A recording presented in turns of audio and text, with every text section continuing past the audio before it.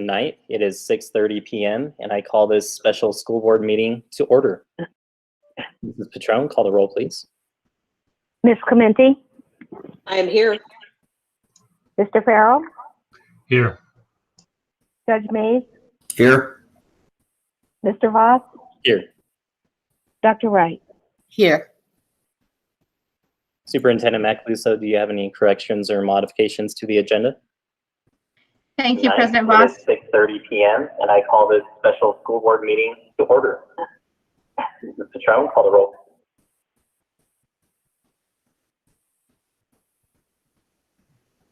I'm not sure why that's happening, but thank you, President Voss. There are no corrections or modifications to the agenda at this time. Then I move that we adopt the agenda as presented.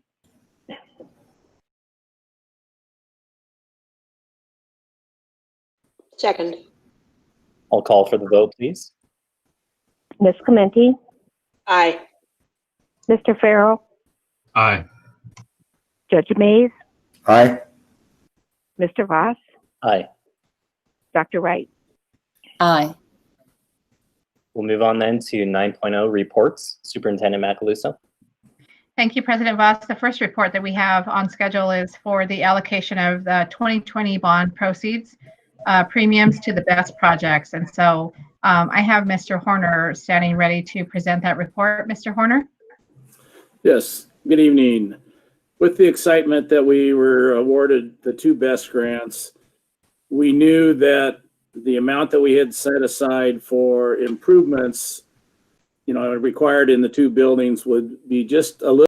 The excitement that we were awarded the two best grants, we knew that the amount that we had set aside for improvements, required in the two buildings would be just a little bit short of what was actually needed for our match.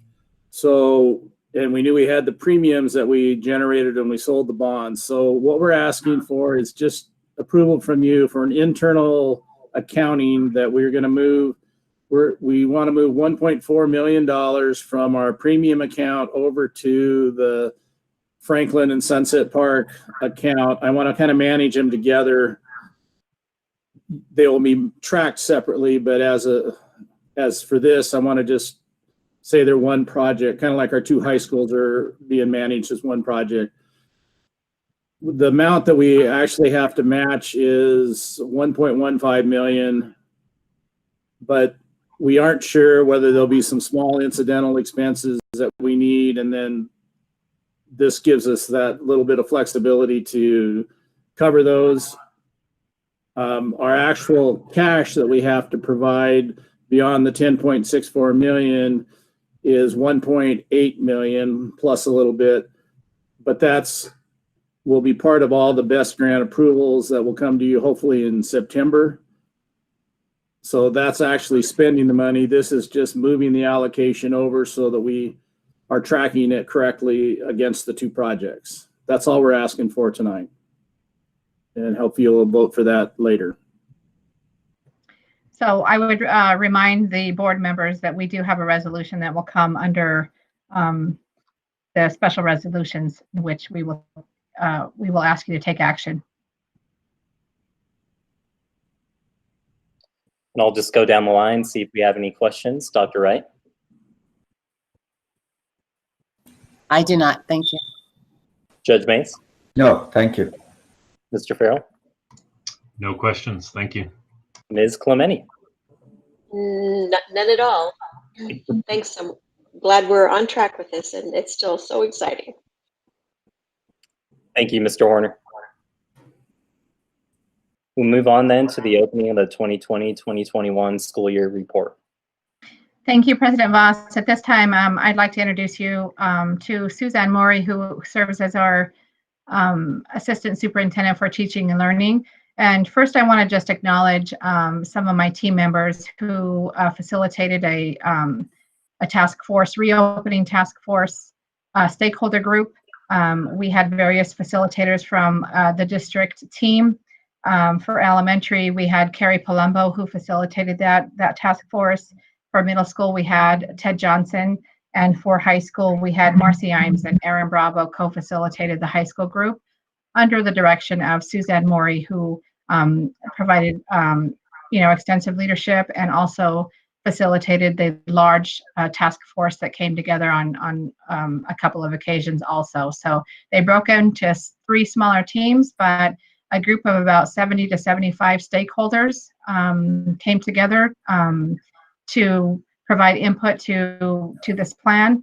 I want to also extend my sincere thank you to the various members of the stakeholder group who spent lots of who gave of their time and talent, and these individuals, they're always willing to contribute to the betterment of our organization. So I'm extremely thankful for their time and talent. So without further ado, I'm going to turn it over to Suzanne Maury, who will present the entire plan. It will be kind of long, but I want her to go through all the details of the plan for the benefit of not only the board members, but for our entire community. Ms. Maury? Thank you, President Ross, Superintendent Macaluso, and members of the board. Thank you so much for giving me this opportunity to share our return to school plan for 2020-21. I am hopeful that a number of our stakeholders from the task force are listening in tonight, and I just want to say thank you so much. We couldn't have done it without you. This plan is tremendously stronger because of your input, and I just wanted to personally thank you. So just from a logistics standpoint, tonight, as Superintendent Macaluso mentioned, the plan is sort of long. I am going to sort of stop about halfway through at a good breaking point and open it up for questions for the portion that I will have shared at that point. And then we'll finish the plan and we'll have another opportunity for questions from our various departments and so forth at the very end, just so that you will have time to ask questions. I would just ask maybe along the way, annotate the plans that I know you have in front of you and you've had an opportunity to read. And if you have any questions, just sort of make note and then we'll provide an opportunity for that. So I am going to share my screen with you, and we're actually going to walk through the actual written plan.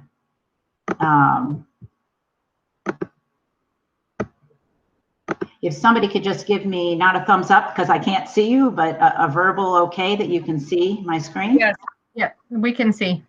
Terrific. You're fine. Okay. So as all of you know, we are in unpredictable times right now in the middle of the global pandemic. And during this time, as we're thinking about coming back to school, it is imperative that we plan to help protect students, teachers, administrators, and staff, while we also provide an equitable access to a high-quality pre-K-12 education for all of our students. As we were putting this plan together, D60 adhered very tightly to the guidelines and recommendations that have been published by various organizations. Most importantly, the Centers for Disease Control and Prevention, the CDC. Also, our Colorado Department of Education had guidelines which were updated as recent as about 48 hours ago, and we have updated our plan since then based on those guidelines, and then our state and local health departments. It's really important for everyone to understand that we went line by line through this plan with the Pueblo Department of Public Health and Environment to get their input and even in some cases revisions to the plan because we felt it was so critically important that we had their voice solidly in this plan. And then of course, as you know, we listen to the voices and preferences of our D60 staff, and as you'll see, we also listen to the preferences of our D60 families. So I wanted to start by sharing some of the guiding principles from the Colorado Department of Education, the goals that they've outlined for all schools in the state, as well as some of the rationale. And then we'll get into our specific plan. So the goals of the Colorado Department of Education, #1 goal, maximize in-person learning in as safe and as healthy a way as possible. Maximize in-person learning. Second goal, ensure reasonable safety, for all of our students and our staff for in-person learning.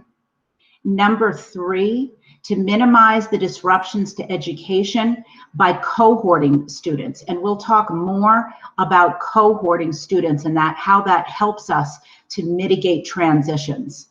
Number 4, equity. Our district is entirely focused on equity, but number 4, the goal is to ensure that all students, those who have different health conditions, those from different economic backgrounds, second language learners, and so forth, that they all have an equitable opportunity to a high quality education, no matter what the plan is that we're putting forward. And then lastly, the state encouraged us to be innovative and flexible and to really take into consideration our local context when creating a plan that works for our community. Next, I wanted to share some of the guiding rationale, and I'm not going to read all of this verbatim, but there are some key concepts that I think you will see evident in our plan, and I wanted to share with you. The first one, which is grounded in scientific research, suggests that younger children, especially those under 10, play a smaller role in the transmission of COVID-19. And so therefore the kindergarten and elementary schools, what the CDE says is that they should have different guidelines than secondary schools. So you're gonna see some of those differences in our plan. Because of this risk of transmission and because it's lower with children, one of the things that they really pointed out is when you're looking at a particular space, like a classroom space, the recommendation is that you limit the number of adults in that classroom over the course of the day because of the close proximity between the adults. So again, you are going to see some very specific pieces in our plan that address that. It also says, in accordance with that, that some of the physical distancing between desks, for example, students, they've shifted it to 3 to 6 feet in between, and especially taking that into consideration at the elementary level. That idea of cohorting, putting groups of students together, and sort of that they go through the day somewhat together, they're limited, it reduces the number of students and staff that they will come in contact with each day. And so that is recommended. They defined the phrase close contact, and they defined it as saying if you've had a close contact with a confirmed case of COVID-19, that would be 6 feet, within 6 feet of an infected person for at least 15 minutes. And so you're going to see that phrase close contact in our plan as well. And then lastly, they said when you put multiple protection efforts together, so for example, social distancing and masking and cohorting, when you put those things together, you provide a stronger protection. And so you're going to see our plan does do that at every one of our levels. With that context and rationale in mind, the organization of our plan is in 3 sections. The first section is our plan for health and safety guidelines and what will be in place specifically around health and safety. After that, we go into what instructional delivery will look like at each of the levels, and then a student start date recommendation to start the 2020-21 school year. So in terms of stopping, I am going to go through all of our health and safety guidelines, that whole section first, and then that's where we'll stop to for the board to ask any questions that is specific around the health and safety guidelines, and then we'll continue with the rest. So the CDC says, and this is quoted here, COVID-19 is mostly spread by respiratory droplets released when people talk, cough, or sneeze. It is thought that the virus may spread to hands from a contaminated surface and then to the nose or mouth, causing infection. So based on that, D60 Schools is going to put the following expectations, practices, and procedures in place in all of our schools. I have organized this health and safety section around the same categories that the CDC put into their guidelines for schools. So the first category is promoting behaviors that reduce spread. First and foremost, employees and students are asked if you're sick, if you have a temperature, if you have had recent close contact, as defined above, with a person with COVID, that you stay home. This includes any individuals who have tested positive, of course, are displaying symptoms, or have had close contact. The next section is on social distancing expectations. And again, I just wanted to point out that the CDE does say social distancing applies most strongly to the middle school and high school settings, but we are applying it at all 3 levels. 6-foot social distancing will be implemented to the extent possible. This includes all campus areas, in hallways, in offices, in classrooms, and the CDE says 3 to 6 feet distance between student desks is recommended. Teachers and other adult staff should make the greatest effort to adhere to the 6-foot distancing, both from each other and also from the students. Student furniture is going to be strategically placed to maximize social distancing, with students seated 3 to 6 feet apart. So as you can imagine, all of that extraneous furniture, those items in a classroom that can be removed, should be removed. So that might be a kidney table, that might be a sofa, or an extra lounge chair, or beanbag chairs, or a teacher desk, or any other large, even a bookshelf that's not needed. Any of that extraneous furniture that can be moved will be moved out. Staff will be asked to take it home if it's personal, and our D60 facilities department will pick it up and store it. It will be labeled by school, so you will get it back to your school. But for now, we need to separate it so we can really create that social distance for our kiddos and for our adults. In order to maximize the social distancing, all schools are going to need to adjust their master schedule. So this means that class assignments, student schedules may have to be adjusted, because we really want to balance the total classroom numbers to the extent possible. And then even classroom locations. So the assignments of what teacher is in which room may need to be adjusted, because we want to make sure that the largest class sizes are in the largest spaces. Cohorts, which we'll talk about later, could even be separated by floor or wing when that's possible, at the elementary and middle schools, to the degree that is possible. Our large group spaces, our media centers, our auditoriums, that both the stage and the audience seating, will be repurposed as classroom spaces for the largest courses and or sections classes, or they may be used for student eating, so that there's additional space other than the cafeteria when that social distancing is also needed. So we will be repurposing those spaces. The gym could even be considered for non-PE classes to maximize social distancing. Outdoor spaces, when the weather allows, could be used for any class, but we're particularly going to identify locations where we might be able to relocate high aerosol classes, which we'll talk about later, PE, choir, band, when the weather permits, that they might be able to meet outdoors. We are going to put 6 feet distance markers placed in all of our walkways in every single one of our schools, the entrances, particularly outside of large areas like cafeterias where we would anticipate students would be waiting, and so forth. We will put up plexiglass barriers in those high traffic locations. For example, those transaction desks in the front office, the counselor's office, the athletic office will have those plexiglass barriers put up. And then another piece that has to do with social distancing is that we are going to ask at all levels in all classes that our students have assigned seats. That is different than many of our schools are used to, but it's important because of the contact tracing that might be necessary at some point. So each student will know where they are sitting in each of their classes. The next section is mask wearing.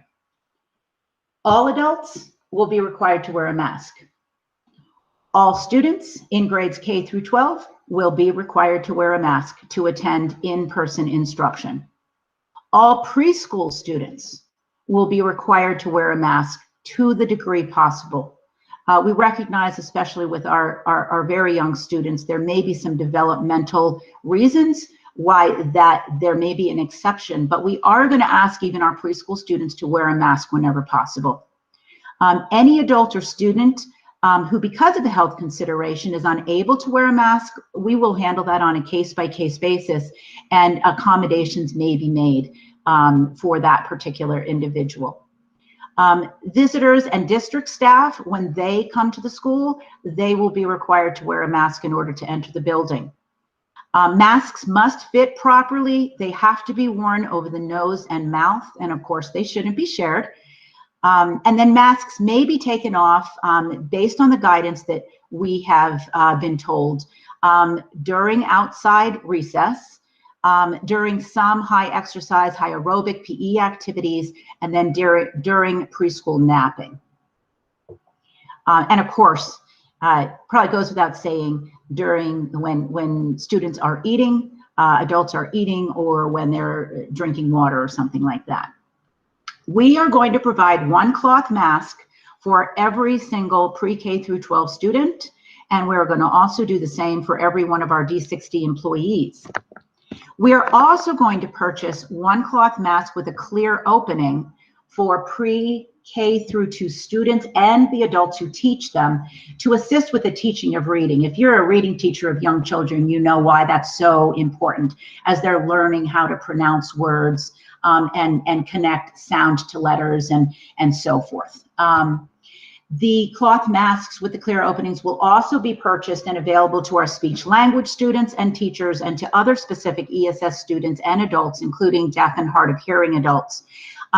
Just a caveat, the clear masks are on back order in most places, and so those that we receive will be prioritized first for the special needs students in our buildings.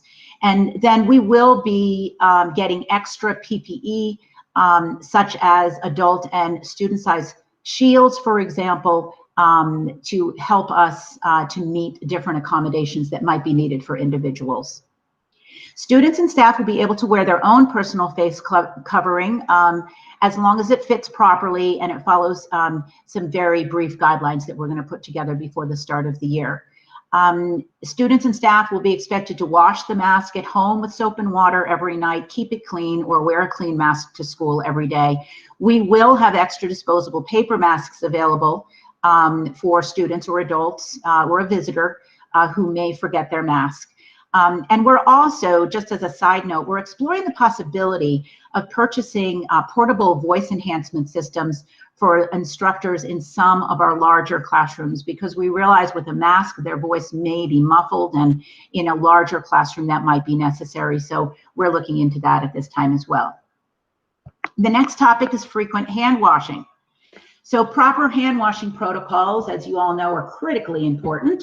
We will be teaching those or reteaching them to all of our students.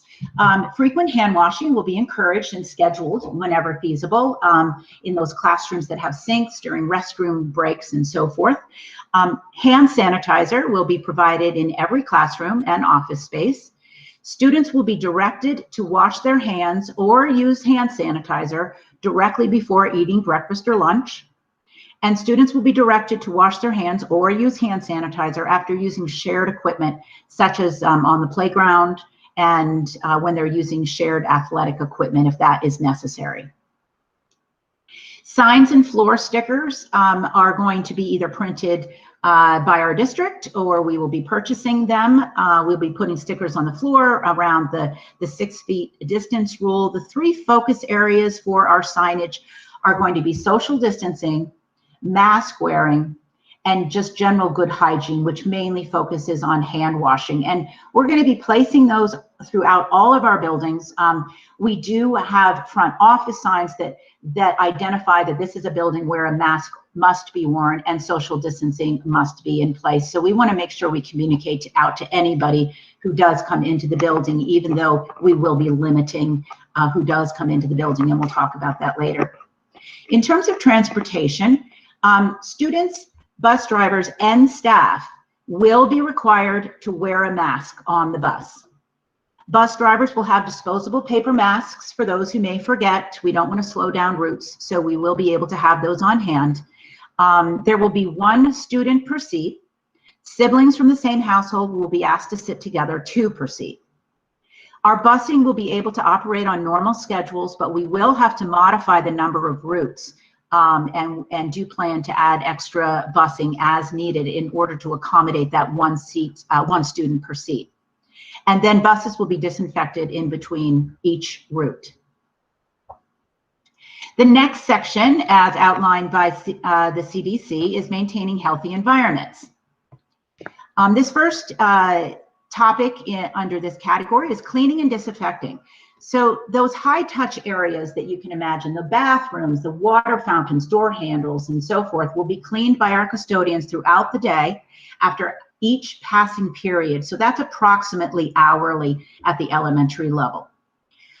Any areas of suspected exposure will be immediately and completely disinfected. Buildings will be disinfected nightly, so every single night, using antibacterial hospital-grade disinfectant, sprayers, and foggers. And if you're not familiar with those foggers, they actually hit every surface, even underneath a table or something. So they're pretty comprehensive.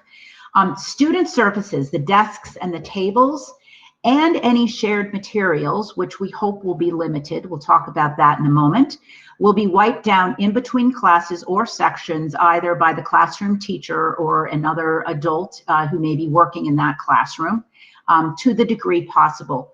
And students will not be required, just so you know, students will not be required to perform the disinfecting. It would be an adult. Disinfectant wipes, Virex spray, and paper towels will be provided in every classroom and office. And we will be adding one additional daytime custodian in each of our buildings to assist with the daytime disinfecting procedures. We realize this is an increase of very important tasks, and so we are increasing the daytime custodians who are available to do that. Use of bathrooms and water fountains. As I said before, restrooms and water fountains will be cleaned hourly after each passing period by the custodian. Schools may need to close certain restrooms during the day on a rotating basis if necessary to provide time to properly sanitize. So that will be up to their particular school, but that may become necessary. But at any one time, there would be multiple restrooms available for the students and for the staff. Students and staff will be able to use water fountains, however, only to fill water bottles. They are not to use a water fountain, adults or students, the way we normally would. It's only to fill a water bottle. And therefore, D60 is going to purchase a reusable water bottle for each pre-K through 12 students and each staff member. Staff and students are going to be asked to fill their water bottle at home before arriving for the day. They, of course, could fill it at school, but this will just sort of make it a bit easier if they fill it at home. And of course, water bottles will not be able to be shared. If a student or a staff member wants to bring their own personal water bottle, that's perfectly fine. And as in the past, we will provide those disposable plastic water bottles if it becomes necessary on those high heat days, like we usually do. The next topic is ventilation. We've been told by the Colorado Department of Education that more specific guidelines will be coming out to all of the schools regarding ventilation recommendations. But based on what they've shared so far, here are the two pieces that align with what they've shared so far that we will be implementing. Buildings will increase circulation of outdoor air as much as possible by opening windows and doors, as long as doing so, of course, doesn't pose a safety risk. This may need to be limited in our air-conditioned buildings during the extremely hot weather. And in general, fans and other devices for circulating indoor air should be minimized due to the potential of spreading aerosol particles. Our local health department said, since we have all of our adults and students wearing masks, this is less of a concern, but we still do want to minimize it. Sharing of materials. Sharing student materials and equipment will be minimized. Students will be assigned their own technology device, so that's a big piece that will help with this. They will also have their own supplies, manipulatives, that sort of thing in baggies or some other way of organizing it so that it's their supplies. We want to try to maximize the use of online textbooks, online resources, dock cameras, and so forth. If textbooks have to be shared by more than one student, then they'll be wiped down in between different student use. Each student's belongings will be stored in their personal backpack or whatever they carry around with them, or it can be separated in individually labeled containers or baggies, cubbies, or a different area. So things like art supplies and crayons and manipulatives would be assigned and stored for individual use. And many of you are familiar at the elementary level. We often sort of bring supplies and we put it into a sort of a community bin in the middle of a table or something, and we are going to suspend that type of a system. Recess and other specialty equipment will be used by one group at a time or by a cohort at a time. And if it needs to be used over the course of the day or between days for different cohorts, then it'll be disinfected in between use. One way to minimize that need might be if each class or grade has their own recess equipment like jump ropes and balls and the other portable equipment. That's something that the elementary school task force talked about.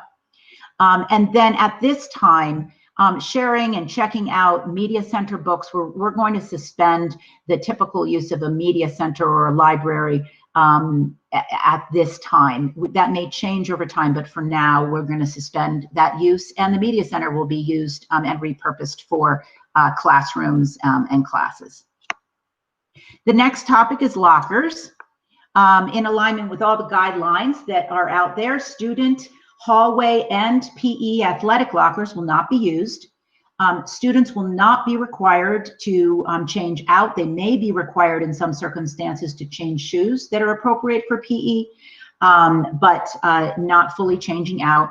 We will be making special arrangements for the storage of athletic equipment during the day. Of course, we need to do that. And students at all levels will be able to carry backpacks or their personal belongings and materials between classes. So they take their things, including their technology device, with them from class to class to class. The next topic is cafeteria use, so breakfast and lunch service.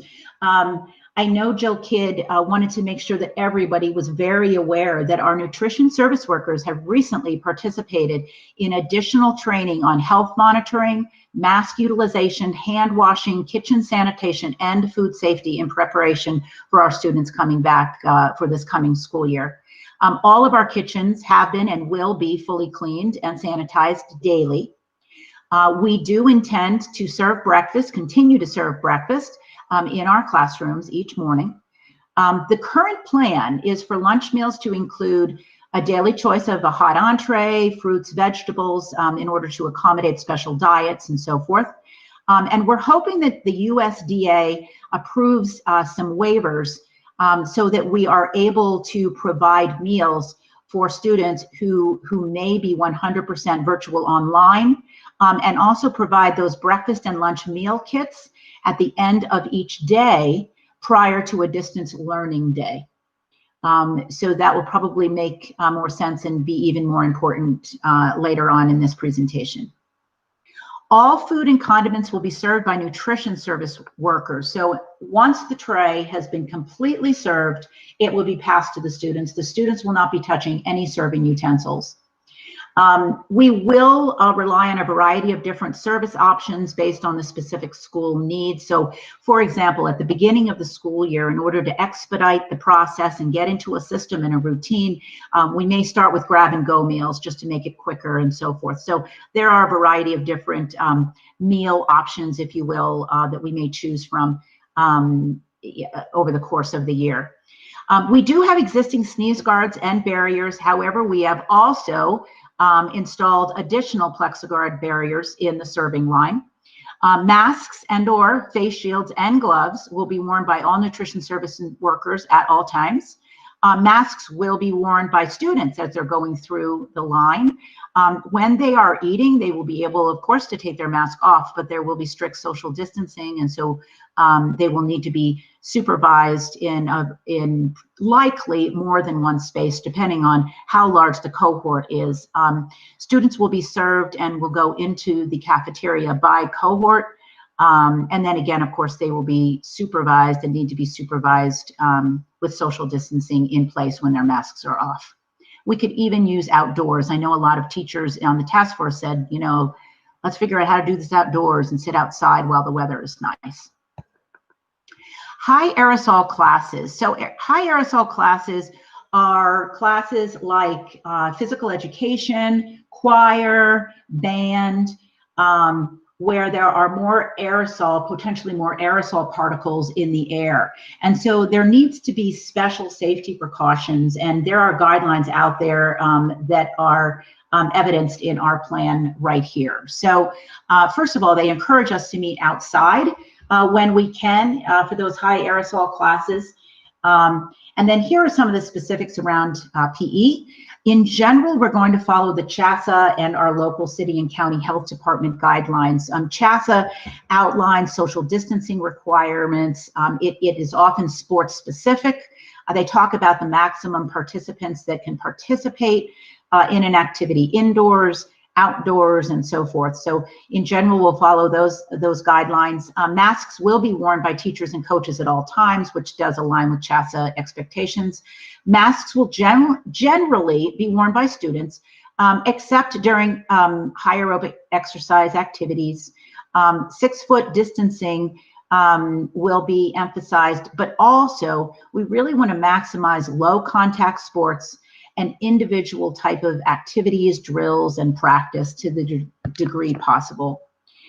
Sharing of sports equipment will be limited, and if there's sharing equipment between students, between classes, it'll be disinfected in between sections. Students will be required to wash their hands or use hand sanitizer before and after PE class if the equipment is shared. And then, as I said before, the PE lockers will not be used. For band, orchestra, and instrumental music in grades 6-12, this is especially important for those instruments where you would have to take a mask off to play the instrument. And so there needs to be strict 6 foot social distancing in place. Trombone players actually need 9 feet, as you can visualize why that might be the case. Instruction will limit in-person group practice when masks are off to 15 minutes of play per class period. So it's limiting the amount of time that a mask would be off by any student in that room. And we really want to maximize distance learning days and homework practice, that type of those times for individual instrument play and practice. Instruments will not be shared by students. Even drummers won't share drumsticks and that sort of thing. Here's something that is new. It was new to me, but the brass and the woodwind instruments are going to be required to wear an instrument bell mask. So the opening, you know, that you see, if you envision like a tuba or something, that will have a mask, just sort of the same way that we have a mask to stop those aerosol particles from going into the air. And we are purchasing those for all of the instruments that need them. Students need to sit facing forward in the same direction to minimize the potential exposure. Spit valves, this is especially if someone knows about instruments, but some instruments have spit valves and they would need to be emptied onto a moisture collecting material. What is recommended is something like a puppy pad or something that then gets thrown away. Again, any student who does not need to take the mask off, so if you are a percussionist or you play a string instrument, you'll be required to keep your mask on at all times. The mask can be taken off if you play a brass or a woodwind instrument and that is needed, but in between play, the mask goes back on and there is no talking when the mask is off. And then those storage areas we would have to manage. Those are small spaces, and so you'd really have to figure out a system to make sure we don't have too many students in there at a time. Elementary music. Mask will be required for students and staff at all times. So even if they're singing, which might be limited at the elementary level, they will keep the mask on. We will not use wind instruments like recorders, and we will minimize the sharing of percussion or other instruments. If they are used, they would be disinfected in between class use. And then just a reminder that there wouldn't be physical contact between students. So sometimes in elementary, you do different partner dances and activities like that, and we would not be able to do those types of activities at this time. Choir in the upper grades, grades 6 and up, we would keep the strict 6-foot distancing, everybody facing forward, sitting or standing facing the same direction. Masks will be worn even when singing. And I gave that a go the other day, and it is possible. So they will be wearing the masks when singing, which is what a lot of other places are doing as well. And again, we want to encourage the students to be practicing their vocal and choral parts at home, and then take that time in class perhaps to do other types of learning related to the music that they are singing and practicing. Athletics at a high level, as you would imagine, is going to follow the CHASA guidelines, which I really already outlined. The next topic is large in-person group events. So large school-sponsored in-person student events, so things like assemblies, field trips, pep rallies, they unfortunately are going to need to be suspended until further notice. And I know that's sort of sad for some folks out there, but it is one of the expectations. Our large school-sponsored in-person athletic events and practices will follow CHASA and our local health department guidelines, which they are still, my understanding, are still in the process of determining and publishing. Large school-sponsored in-person school community events, so things like concerts, performances, barbecues, back-to-school night, things like that will be suspended until further notice. Things like parent-teacher conferences could be done virtually, and there may be other opportunities as we get more creative and get these things up and rolling for doing virtual type events. But those in-person school-sponsored large events are suspended until further notice. The last section, I believe, in this the safety and health guidelines is called Maintaining Healthy Operations. And this first one is a big one. Arrival and dismissal procedures for adults and students every day. So each school will assign and use multiple points of entry for students. So envision 5, 6, if possible, different entrances being used to assist with the social distancing. They would be used and assigned, students would be assigned to specific entrances for both arrival and departure times. Adults will use school designated points of entry, and all adults and pre-K through 12 students will be getting a daily temperature check and a verbal health screening upon arrival. We're going to be asking our parents if they are able to take their child's temperature before they leave for school, before they would go to the bus stop and so forth. But we will be taking a temperature of every single student once they arrive at school as they're entering the school. We will record that, and we will also ask the adults to sign a daily documentation saying that they do not have any symptoms of illness and that the temperature check was okay. At dismissal, we are going to ask our principals to work to stagger dismissal slightly, just to assist with the social distancing and to assist with having students leave the campus as quickly as possible, but in a slightly staggered way. The outside entryways and outside will need to be supervised during both arrival and dismissal, again, to ensure that that social distancing is taking place as students are clearing the campus or waiting to come in.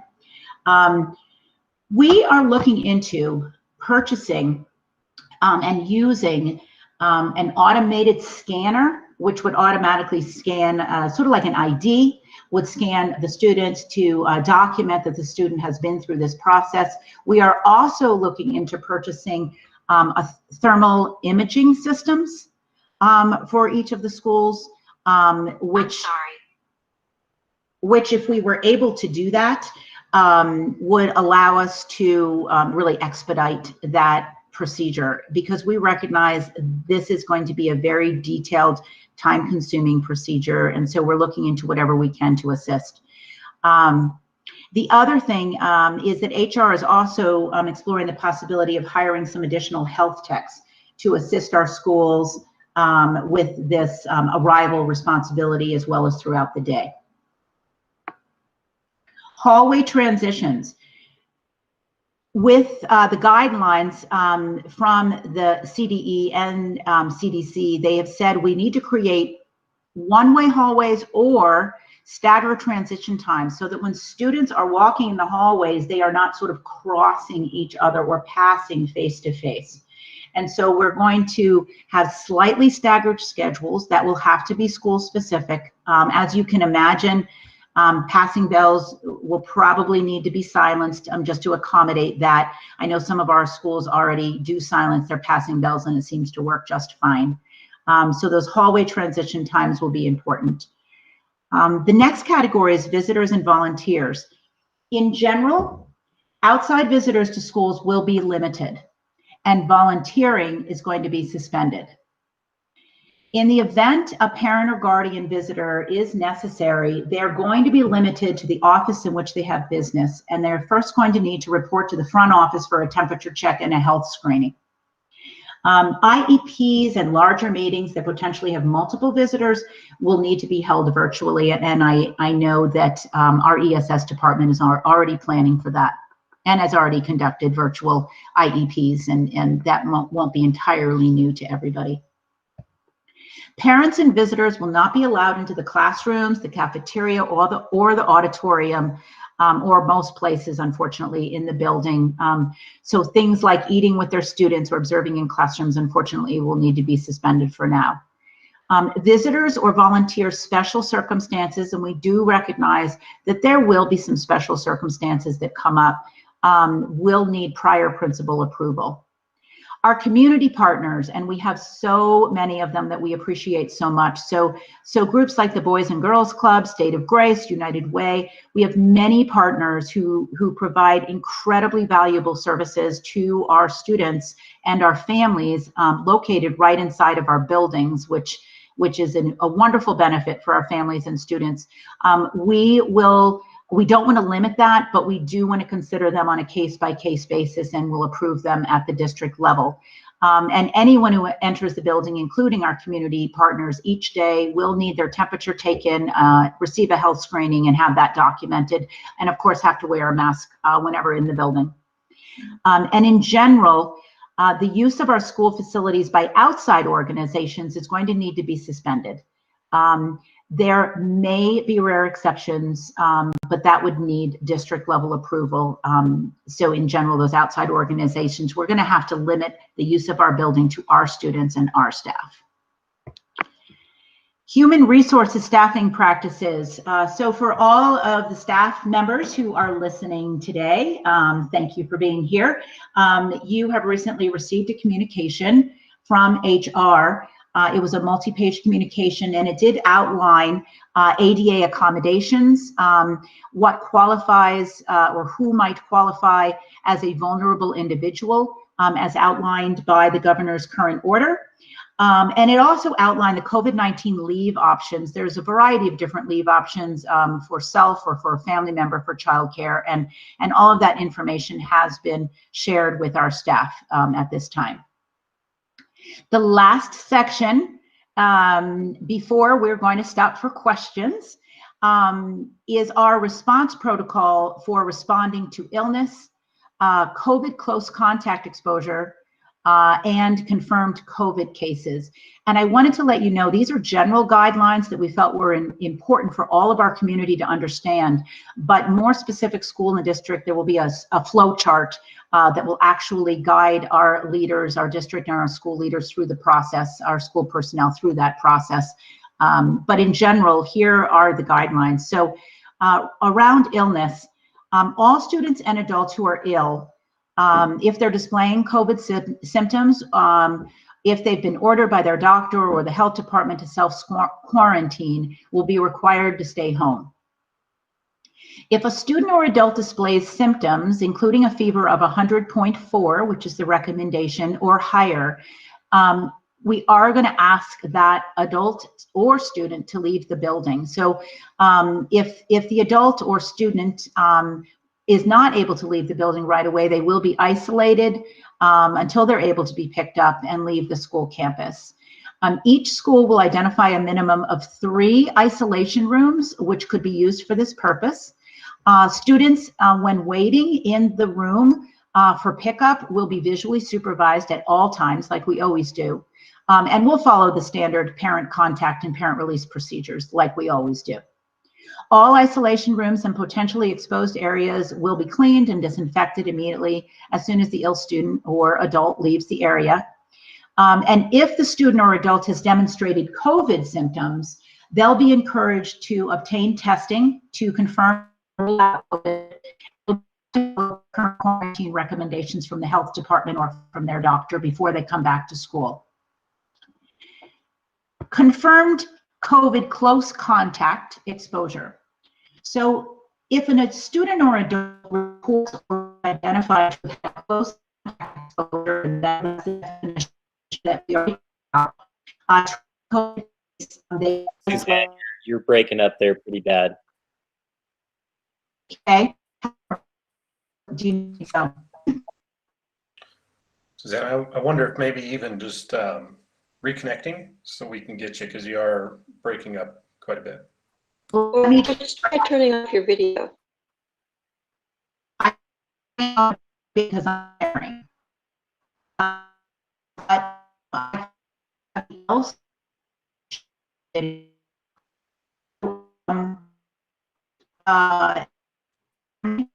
Suzanne, we're going to need you to try to reconnect. We're not hearing you.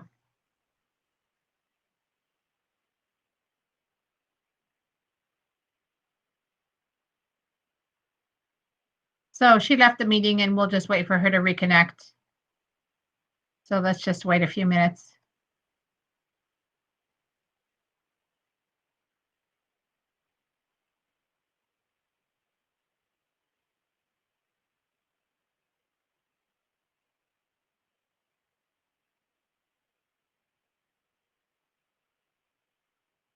I was just thinking we got through one whole section without any technology issues, and then I think I jinxed us. Sorry. Too good to be true.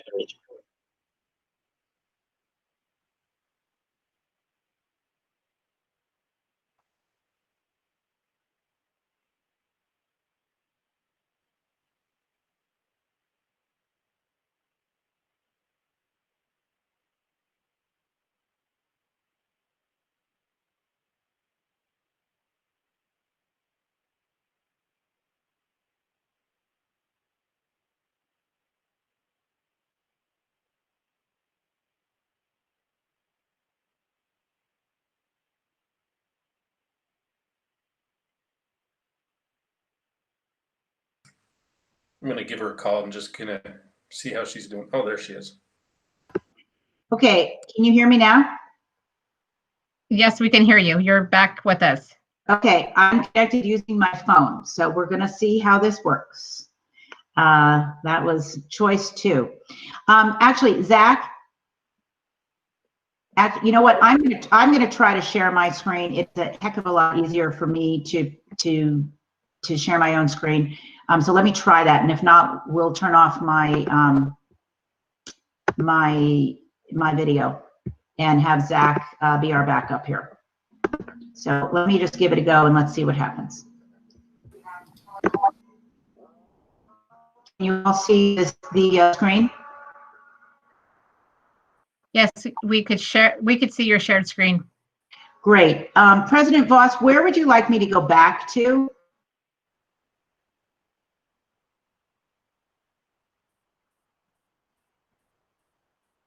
Has it been a long time? No, it was very brief. It was so, like when I said that is when it happened.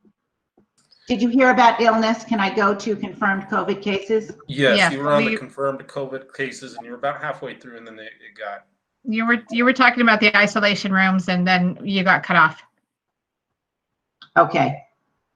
All right.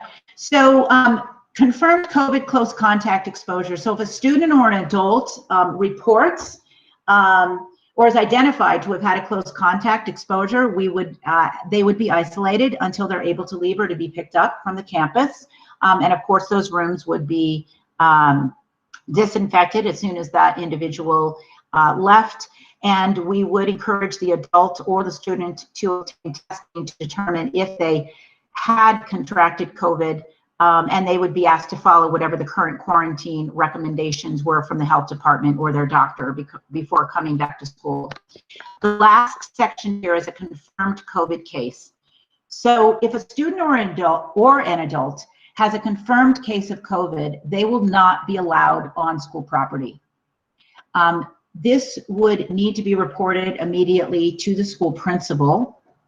And then the school principal would be responsible for notifying our D60 director of school culture, wellness, and safety, and their school supervisor. Any areas that were exposed would be thoroughly cleaned and disinfected. The student or adult would be expected to follow quarantine or home isolation recommendations from the health department or their doctor. And in alignment with our local health department current guidelines, the student or the adult should remain under home isolation precautions until 10 days have passed since symptoms and the individual no longer has a fever for at least 72 hours without any kind of a fever reducing medication like ibuprofen or something like that. Any exceptions to those guidelines could be discussed and would need to be approved by the RD60 Director of School Culture, Wellness, and Safety before the individual returns to school. We would work one-on-one with the family or with the staff member. Confirmed cases of COVID, it's our responsibility, and we would always be reporting them to the local health department by our D60 Director of School Culture, Wellness, and Safety or his designee, and then working collaboratively with the superintendent or her designee and the local health department.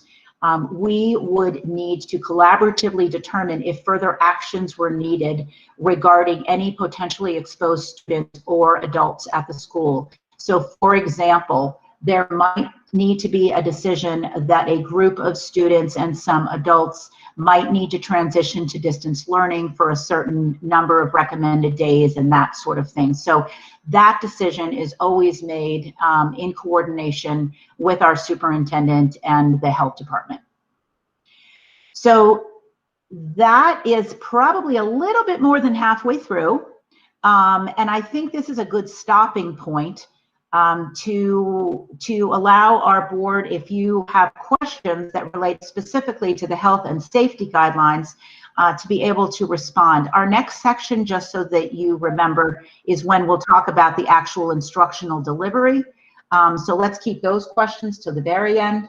But if there's anything you wanted to ask of any of our department leads, who I know are all on the line, regarding the health and safety precautions and expectations that we're going to be putting in place. Dr. Wright, do you have any questions at this point? Yes, thank you very much. Assistant Superintendent Mori and Superintendent Macaluso and Task Force, thank you so much again for your work, the hard work in this gigantic document with all this information. And it looks like you really tried to cover every aspect of what's going on. So just help me understand a few things. One, I understand that one cloth mask will be given to every pre-K 12 student with expectation that they will wash and bring back the next day. And I also understand that we'll have disposable masks for students and visitors that come in. Can we accommodate the number of students who may return each day without those masks? We're going to need to do whatever we can to assist our families as needed. I am guessing, just from being out in the community, we have a number of families who do have masks for their children and their older children that they can certainly use. But those who need some support with that, that is our goal. Okay, thank you. And I know there's budget issues, and that's why I thought that was an important question to ask. In addition, Dr. Wright, the governor will be sending and shipping to schools masks, so that we'll have an added supply of masks. He will be providing that. Very good, very good. Thank the governor for us. Okay, secondly, the bus. I know we talked about daily temperature checks, and I understand that we're going to take temperatures when they arrive at the school building. Have you given any thought to checking them getting on the bus, since they will be riding quite some time before they get to the building?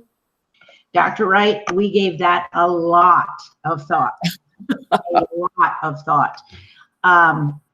And where we landed was we felt it was potentially a greater safety concern for our students if we told them, I'm sorry, you can't get on the bus because you have a temperature, you need to return home. We would have situations where kids couldn't get into their homes, where they didn't have adults in their homes, and so forth. And so we did make the decision that we would take the temperature upon entering the school building. That's also in part why we said that all students will have to wear a mask on the bus. Okay, so my understanding is in the best interest of safety, them not being left without getting back to their homes, that we would do it at school. Okay, thank you. Social distancing in the classroom, I understand about the 3 to 6 feet space. I was envisioning an elementary classroom and the teachers need to monitor. And I know this is instruction, but it's also safety. So I thought maybe it might fit in this category as well. What kind of guidelines in terms of maneuvering? You know what I'm saying? If I need to get near a student to help a student, that's where I see a caveat with saying stay away 6 feet.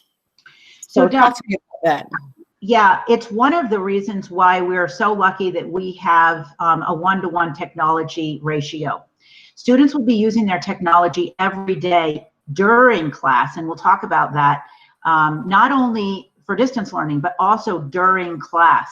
And in a hybrid model, when students have technology in the classroom, you can actually give feedback to kids using the technology, because we are going to have to limit. We don't want to break that 6-foot distance and all of a sudden have a teacher, 3 inches over a student's shoulder, right? We can't do that.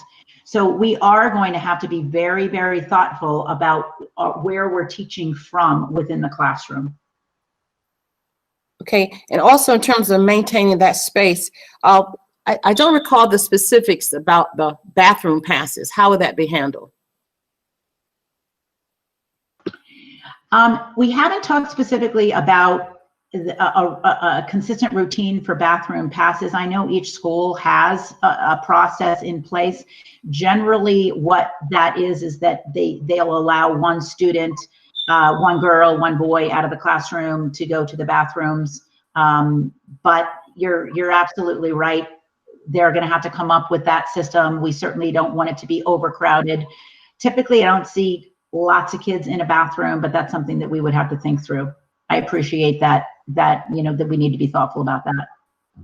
Okay, and lastly, I think that I think you may have addressed this. I know that parents can opt online, and I may be wrong. So again, that's why I'm asking. Parents can opt online if I have a child that's vulnerable or medically fragile. So when you talked about the ADA vulnerability and COVID-19 options for teachers and staff, is that addressing teachers and staff and admins who may be vulnerable? Is that for them? And if so, how does that apply? So Mr. DeCicero, do you want to respond to that as it applies to our staff? Sure. Yes, Dr. Wright. So it does apply to staff in the ability for them to request accommodations. There are some special ones also that have been outlined, based on that vulnerable status. Now, there are some caveats, of course. Not everyone who, wants to teach online would necessarily qualify. It'll be a process, and it's very individualized based on that need and that request. Also, the need that we're going to have based on how many students we do have in the online program once Ms. Morey talks about that further. But yes, there is access and opportunity for that. Okay, thank you very much. That's all the questions I have for this section, and I appreciate it so much. Judge Mays. No questions, thank you. Mr. Farrell. I have a few, and I'd been writing my thoughts down probably in no order over the last couple of days. So I tried to split them out of what was applicable to this section. So hopefully it is. Dr. Wright just talked a little bit about the ADA accommodations for staff. And thank you, Mr. DeCicero, for answering that. But that is only for that staff member, not if they have a high-risk family member at home that they go home to every day, correct? There are some pieces within what the Department of Labor has allowed for with leave. They're really specific though, and like I said, the general statement is kind of a difficult task. But yes, there are places where that is applicable. And I work with our staff individually, and when they identify that as a need, and see if it applies. I think one of my biggest concerns is that, and PEA did a survey that 410 people responded to, teachers and staff, that 2/3 said that they had somebody high risk in their household, whether that's them or somebody that they go home to. I know there's essential workers in other fields right now that aren't going home at night because they have to go to work. They're exposed, but they have a spouse or a kid who is high risk, and they can't risk that. And that's one of my biggest concerns. So I'm glad to hear that there's some flexibility in outside of just the individual, but also in that household. So thank you for that. Also, in regards to the discussion about air conditioning, ventilation, I know that Ms. Moore, you said that more guidelines were forthcoming as far as those go. Mentions open doors and open windows. I think traditionally policy is to keep those things closed for security reasons, is it not? Yes, I think in general that is true for exterior doors. We did talk about that for especially those large exterior doors, might be at the end of a hallway or something like that. So we would have to be very thoughtful about that. I think I think sometimes there may be exterior doors from a classroom or windows that we could open to bring in some air. It really is important to bring in as much exterior air as we possibly can.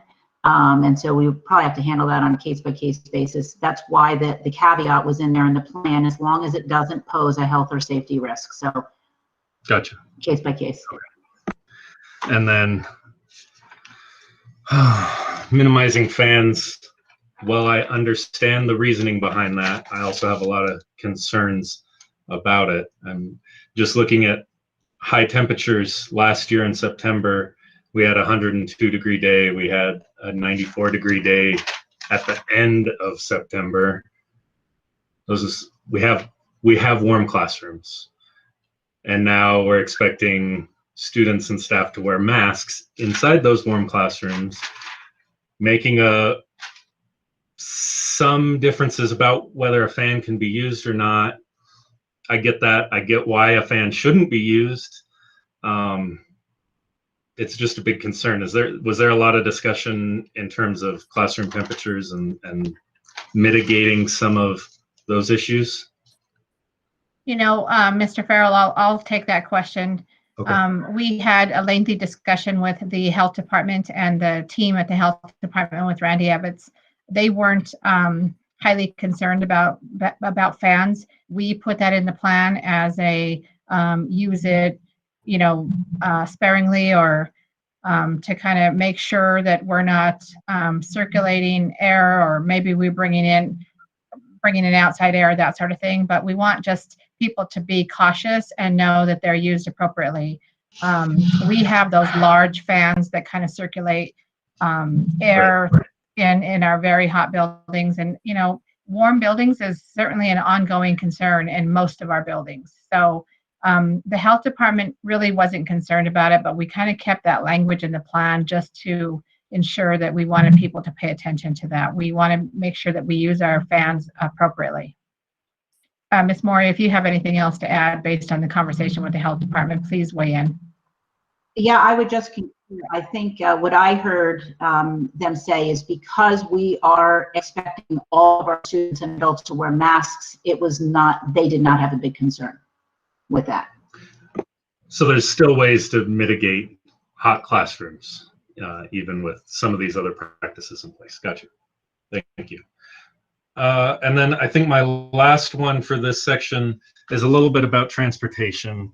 And it was addressed a little bit in there about possibly adding routes, but having the 1 to possibly 2 students per seat rule, is that gonna, how does that affect transportation capacity, and how many, is there gonna be a huge added expense to adding more buses, drivers, all of this stuff that's gonna come with it? Or is the capacity there to handle it at a 1 student per seat?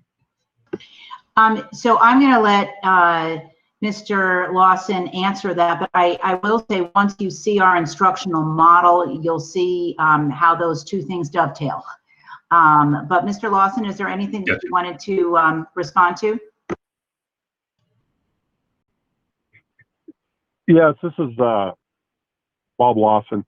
As of yesterday, speaking with STA, our transportation provider, they are going to be able to support our operations as is with the seating configuration. They originally thought there may be about 5 routes that it could be difficult, but as of yesterday, they had it all worked out, so we will not need to add new buses or bus routes. Wow, that's good news. Thank you. I think that's all for the first round. Thank you. Ms. Clementi? Thank you. Just a couple kind of fine points. When we talk about masks and students and staff being able to use their own masks, I assume that those would need to be school appropriate, just like anything else, right? Yes, Ms. Clementi, that is why we're going to put some guidelines together. I taught middle school, so. Absolutely. Under what the water fountains, are they going to be converted to the bottle fillers? Because I think that'd be terrific. If we could, that would be an option. My understanding when we talked, Mr. Lawson, you might want to jump in, but that we have a lot of them that are actually not convertible. Do you want to talk about that, Mr. Lawson?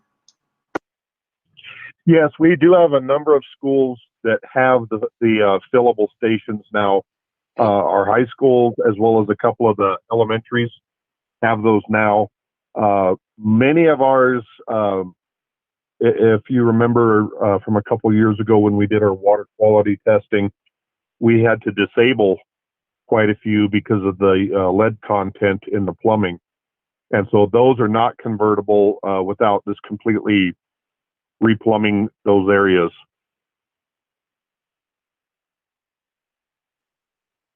But is it possible then for some of those fountains that are still usable that haven't been converted for us to add that conversion? That would be a good thing. I just put on a list of things to do if we can. Yes, we can definitely look I'm at sure that. I would think that would be an acceptable use for the CARES or the ESSA money. And I would like to ask as well if the health techs that you're talking about, which I think would be a terrific addition, would also qualify for using the federal funds, whether it's CARES or ESSA.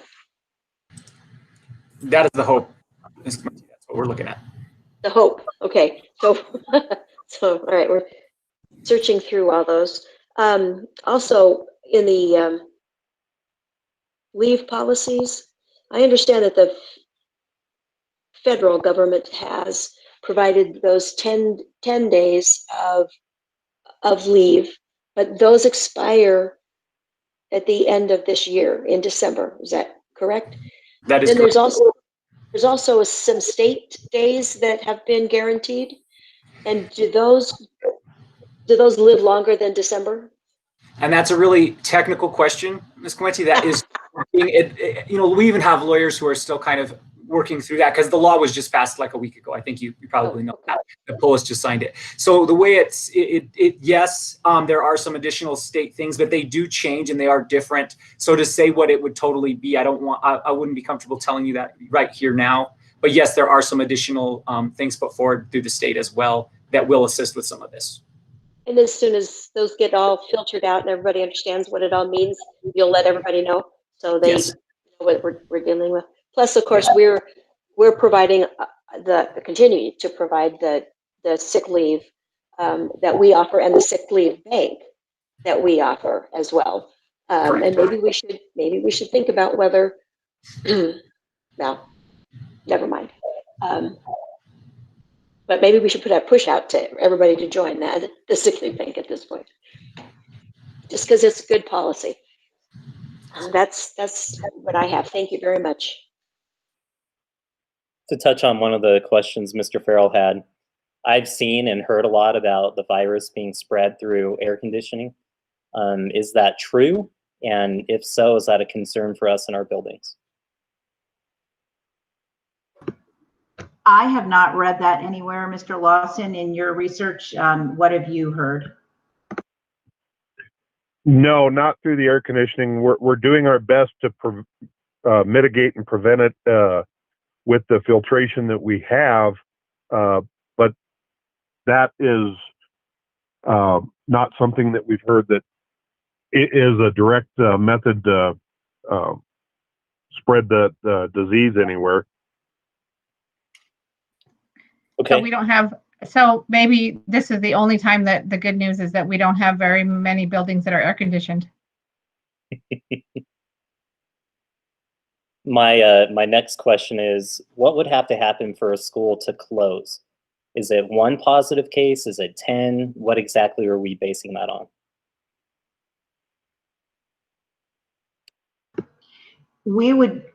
Did you want to take that, Superintendent? Sure, I can start. I think we are anticipating that we will be receiving further guidance from Colorado Department of Education regarding infection rates and protocols, and we will work closely with our local health department in order to be monitoring that. Suzanne, do you have anything further? No, I was just going to reinforce that all of those decisions are going to happen on a case-by-case basis in consult with the health department. Ms. Clementi, did you have something? I actually did. Thank you. I have also been told that when masks are being worn by everyone, that it may be possible, particularly if a teacher needs to use some proximity in a classroom, that the 6 feet may not have to be so strictly adhered to according to the health department. So maybe that's a piece that there may be a little flexibility in. I just wanted to get that into the conversation. Thanks. Yes, you're right, Ms. Clementi, you're right about that. That is also in the most recent CDE guidelines that came out about 2 days ago. That was in there as well. So I think that is part of our consideration. It is lowered from 6 to 3 to 6. And just to get some more clarification on a question that was brought up earlier, do teachers have the option of only teaching online if they don't feel comfortable in person? So, go ahead. I'll take that. They do not totally have the 100% option. They do have the option to seek that accommodation, but like I said earlier, it will be based on the need that we'll have for the online. There's also going to be a process in which we interview them. They will be prioritized if they're in that high risk category. And what we're trying to do is just create options for our staff. There will be, like I said, accommodations that they can look at outside of online. There will also be there's a potential leave that we will offer that they could take if they're just not comfortable returning for this year. So we're just trying to give different avenues for people to explore based on where they're at. And my last question, do we have access to enough substitutes if teachers get sick or become infected? We are always, as you probably are aware, have a difficult time with substitutes in our buildings for various reasons. This year, there will be a lot of things we'll have to look at. We have begun to explore ways to mitigate that. Perhaps we've reached out to many of our subs who haven't worked in a while, and a lot of them are excited about the potential to return to work. We don't know, like I said, what these absences, if we have them, will look like at this point. We don't know if we're going to have extra staff because of enrollment that we may be able to utilize in a different way. We don't know quite a few of those factors until we would really get in that situation. But we will continue to look at ways to do that. One idea we had was to perhaps assign a sub or two for the first few weeks upon return to specific buildings that they work at regularly anyway, so that at least we have that one or two people available each day if they're needed. So we're just kind of trying to brainstorm right now what potential things we can do to make that better. Thank you. That's all the questions I have for this section.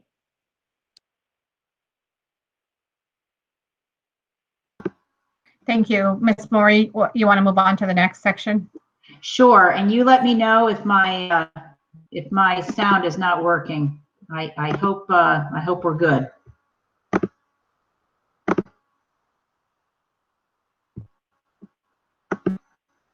Okay. Our next section is the instructional delivery model. So with the health and safety of our students and staff at the forefront, we realize, and the superintendent in bringing this recommendation to you realizes, that we have to understand the current context. And there's lots of pieces that go into the context of determining at any particular time what is the most appropriate instructional delivery model for our D60 students, and at this time, as we open the school year. Our goal is to minimize the spread and rate of infection, and we need to remain responsive to the holistic needs of our students and families. The other piece is bolded in our plan, and this is, I can't emphasize this enough. We recognize that any instructional model that we determine at any particular time needs to maintain maximum flexibility to be able to respond to the changing dynamics of our local health statistics, the recommendation and mandates from the state or the national government, and our departments of health. Additionally, our plan needs to be able to easily shift from a full distance learning model to a full distance learning model if we need to respond to a COVID close contact exposure. And so we're very cognizant of that, and I think you'll see in our instructional delivery models that we are able to easily shift back and forth. So here are the contexts that I know our superintendent kept in mind as she was making this final determination of the recommendation for the opening of the school year. The first one is the impact of distance learning from last March through the end of the school year. Our students haven't experienced the benefit of in-person instruction since March. That's months and months and months ago. And it's likely that many of our students, some of whom are already behind grade level expectations, have experienced learning loss during those months. For most of our families, no form of distance learning compares with the comprehensive value of in-person instruction and learning within our schools. Our schools provide so much more than academic instruction. Our preschools, our elementary, middle, and high schools, they provide a stable, supportive learning environment every day for our kids. Our schools also provide social and emotional support to students and families in need, nutrition and basic health services right on campus, healthy social interactions with age-appropriate peers and friends. It's so important to the well-being of our young students to be around other friends and peers. Our schools provide physical activity through participation in PE and athletics, and of course the engagement with the arts and extracurricular activities. Our schools also provide the ability for our parents and our guardians to go to work in order to support their families without also having the responsibility of figuring out how to care for young children. When we're not in school, the loss is great. It's loss to both learning, and it's also loss to the overall well-being of the whole child. So that's the first piece of context. The next context, an important one, is that we surveyed our households. We surveyed them, the survey closed on June 14th, and we asked them, what is your preference for the instructional model in the upcoming school year? Of approximately 8,000 households district-wide, 3,615 responded. And of those that responded, approximately 87% of the households said they preferred some sort of in-person learning, either a hybrid or traditional in-person with students coming back full-time with health precautions in place. So 87% of our households are saying they prefer some sort of an in-person learning opportunity. We also surveyed our staff, and we asked them the question, what model do you feel is the best instructional model in terms of reopening schools? That survey closed on the 3rd of July, and we had 951 responses. And overall, we surveyed staff who were administrators, who were teachers, who were other types of positions, and overall you can see the response there. About 82.6% said they believe the best instructional model for reopening schools was one that was some sort of an in-person learning opportunity for our students, either traditional in-person full-time with health precautions or some sort of a hybrid combination of in-person and distance learning. I also wanted to share with you how these numbers broke down, because I thought there may be a particular interest in how administrators versus teachers versus classified and other staff responded. And just to point out, so let's take teachers, for example, in that center section.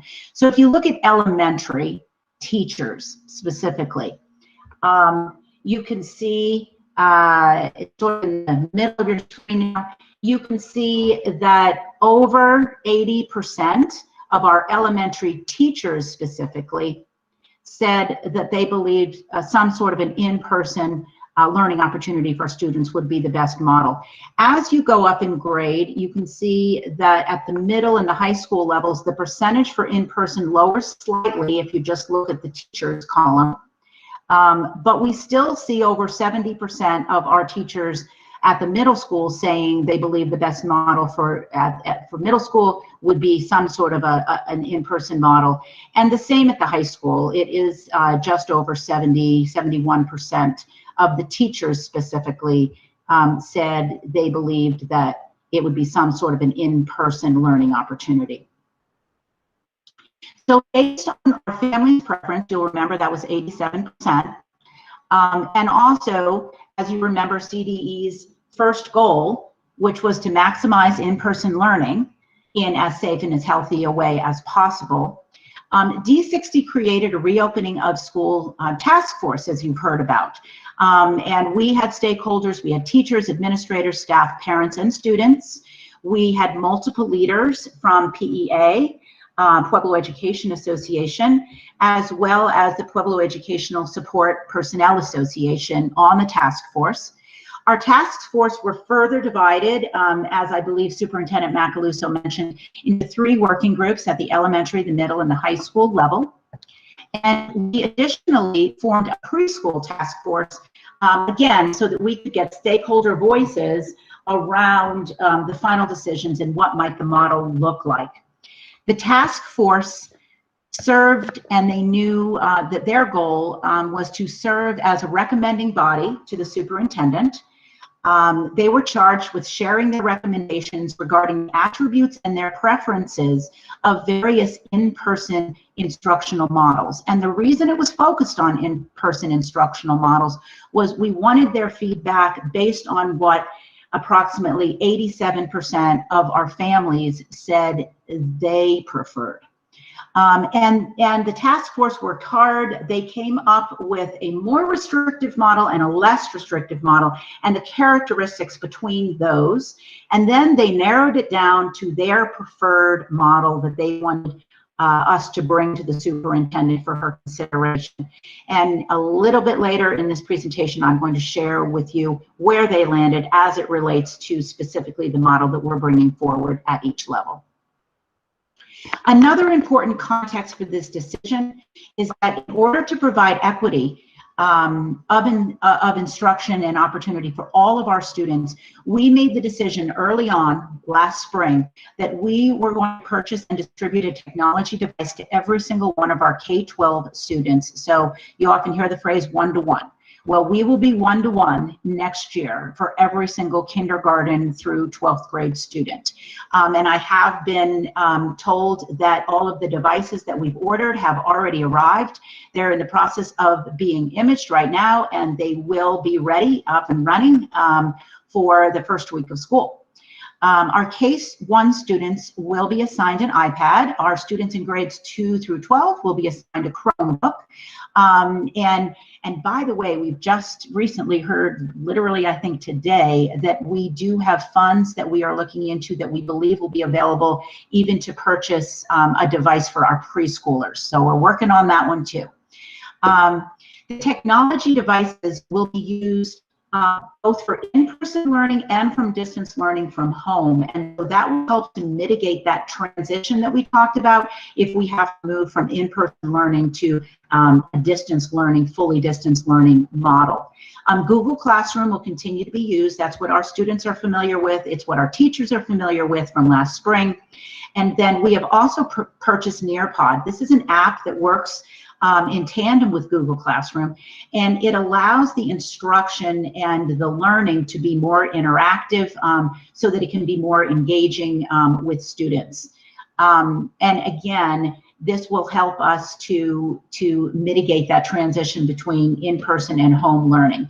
And then lastly, we'll continue to work with our families to assist them with internet connectivity. We did ask our households, of the households who responded, 97% of them said they did have access to the internet, but we know that we will have to be working with individual homes and using those hotspots that we've purchased to assist them with internet connectivity. The last context is that local public health context. And for obvious reasons, it's probably one of the most important factors. It's our state and our local public county context in relation to the confirmed cases of COVID-19 and hospitalizations. We're currently under a safer at home state and local phase advisory. And given the changing nature of the data, I haven't included any other data specifically in this plan. But what is important to note is that based on the contextual public health data, our superintendent needs to determine whether a more or a less restrictive instructional model needs to be implemented. And just a reminder that we need to be flexible with whatever that is. So according to the Center of Disease Control, CDC, the risk of COVID-19 spread increases in school settings as follows, and I think this is very logical. The lowest risk would be if students and teachers engage solely virtually. There's more risk if there's some sort of in-person classes or a hybrid model with those health pieces in place with social distancing, but there's more risk in that model. And there's the highest risk, of course, of coming back business as usual, the way we are used to with no additional safe and health precautions in place. So logically, the lowest risk model at fully online should be implemented when the local Pueblo County COVID exposure and spread is at its highest.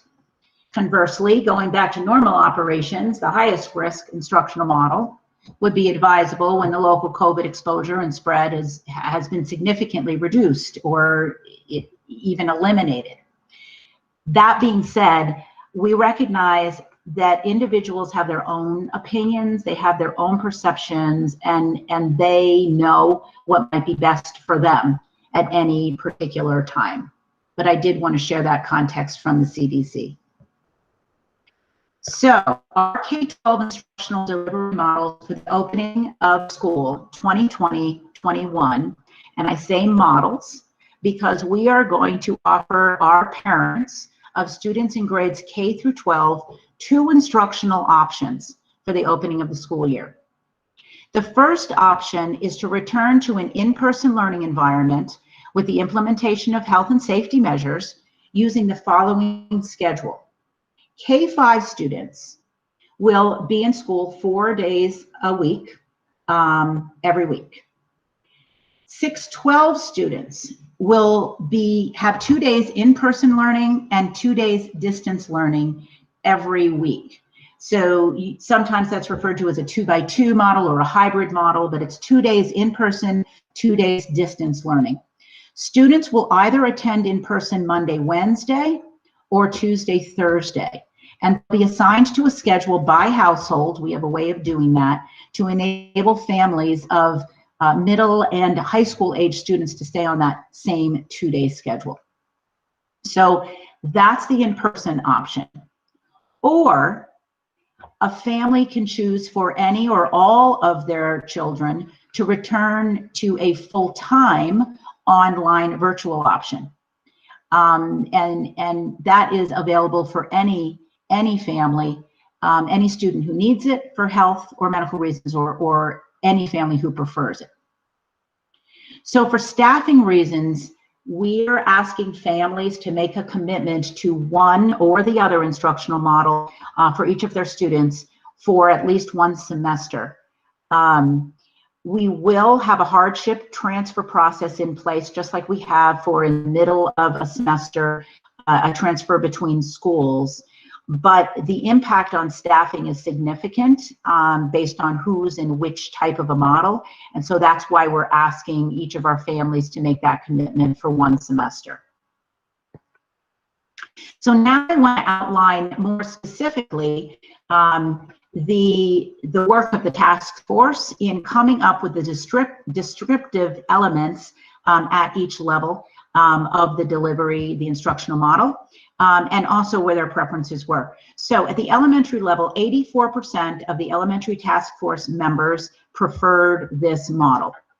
And I'm going to articulate it here. So students attend in school 4 days a week with health and safety measures in place. CE says the guidelines are that normal class sizes may occur at the elementary level, just so that you are aware of that. Grade level cohorts would stay together throughout the day, which would limit exposure down to the grade level in terms of numbers of students, and it would limit the exposure and spread.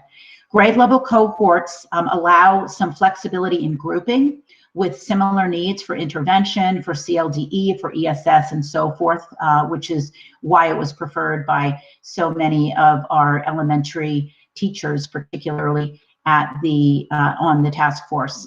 Grade level cohorts would allow for upper level departmentalization in some of our schools. We separate math and literacy. It would allow that to happen.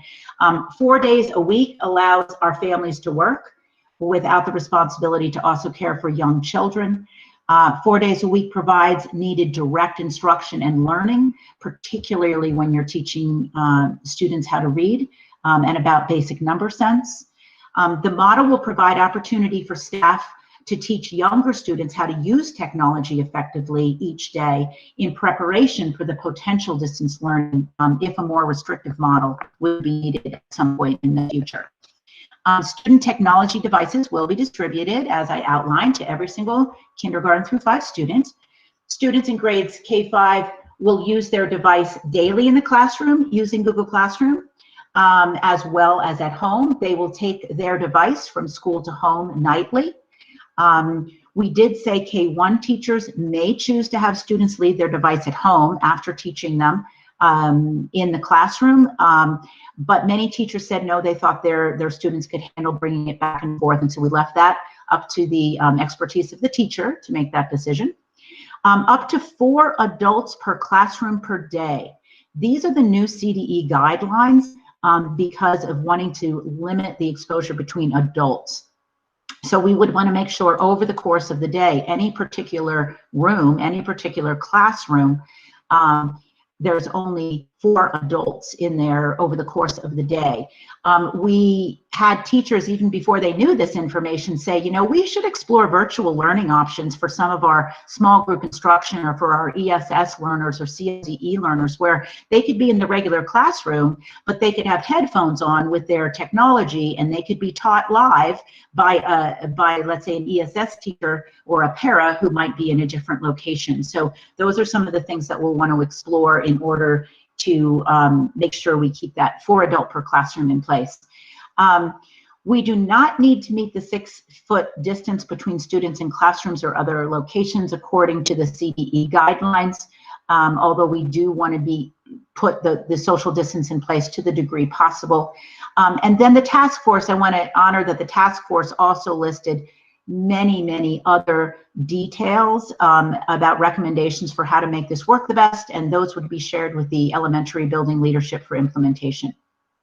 So that's the elementary model and some of the details. Now I wanted to move to grades 6 through 12, that's the hybrid model. 93% of our middle school task force members prefer this model. 55% of the high school task force members preferred this model. And since it was at the 55, I did want to articulate and share with transparency that 45% of the high school work group preferred the high school coming back 1 day a week and then being online 3 days a week. So that's how the numbers broke down at the high school level. But the recommendation is 6-12, a 2x2, 2 days in person, 2 days at home, Monday, Wednesday, or Tuesday, Thursday.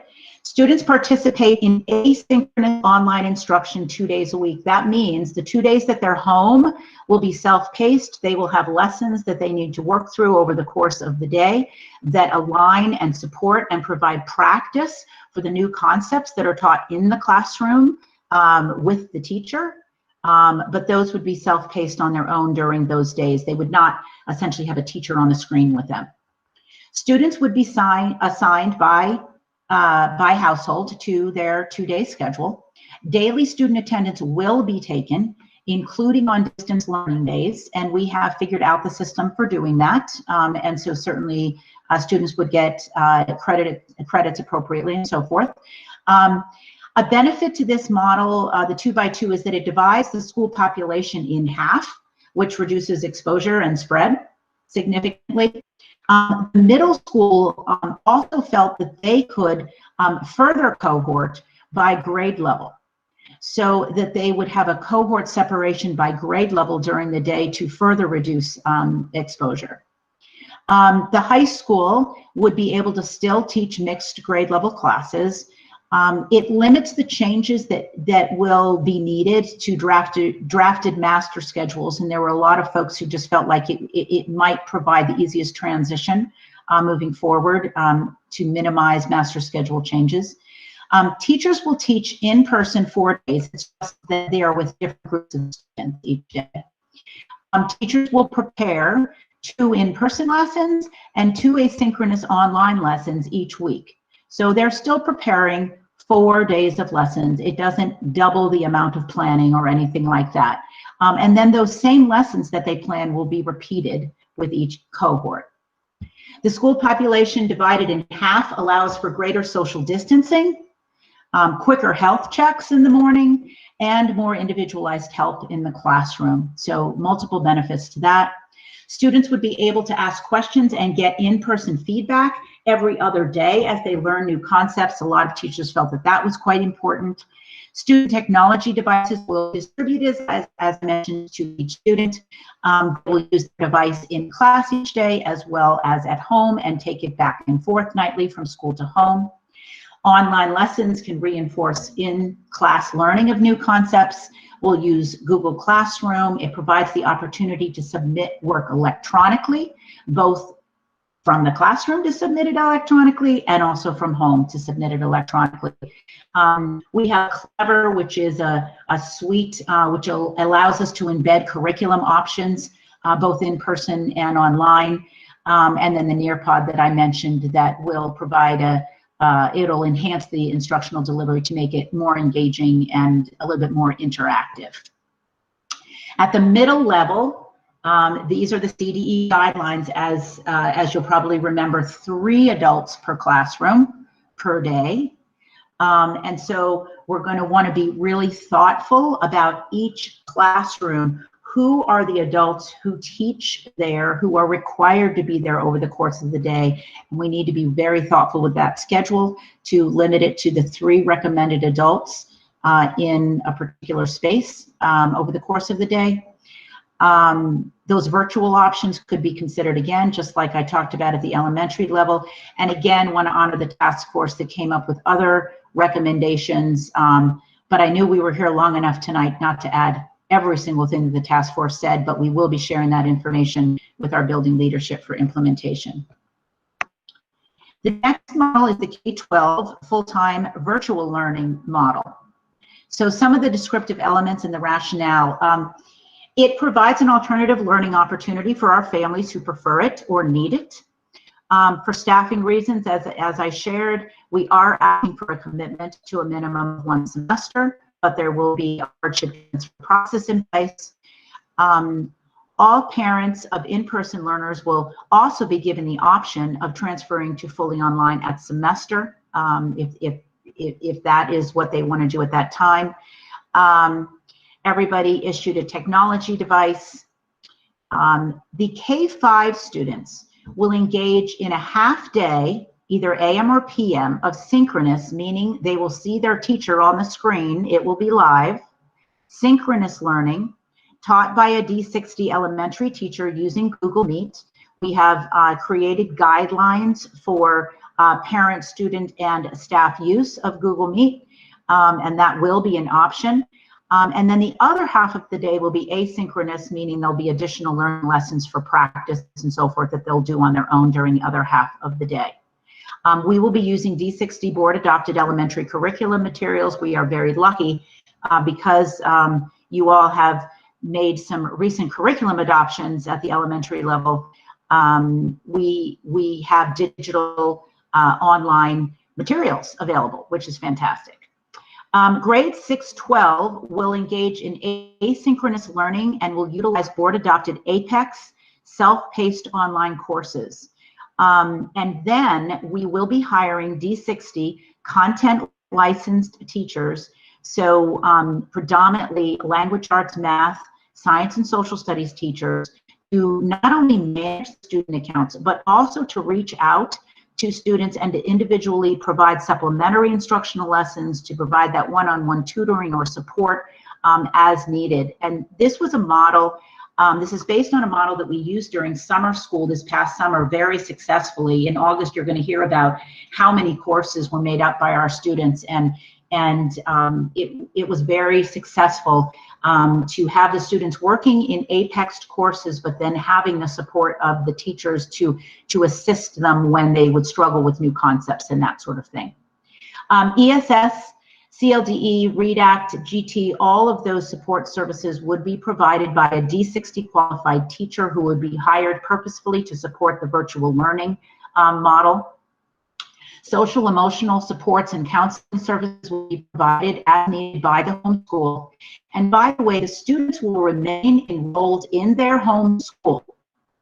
In that way, they're still a Centennial student or a Baca Elementary student, so that when they are ready and able to return to in-person learning, it's a smooth transition. Virtual online instructors will be hired from existing staff. And Mr. DeCicero can maybe add some additional information about this, but a priority will be placed on teachers who request an accommodation and meet the definition of vulnerable individual under the governor's current order. And we will conduct a group interview process to be able to identify those teachers who will be in place to provide the instruction to the 100% virtual learning model students. And then again, additional recommendations from a K-12 online teacher feedback group that we've been vetting this with will be shared with district and school leadership for implementation from the practitioners who are providing some additional feedback. So that's the 100% virtual online. The next instructional model I wanted to share with you was preschool.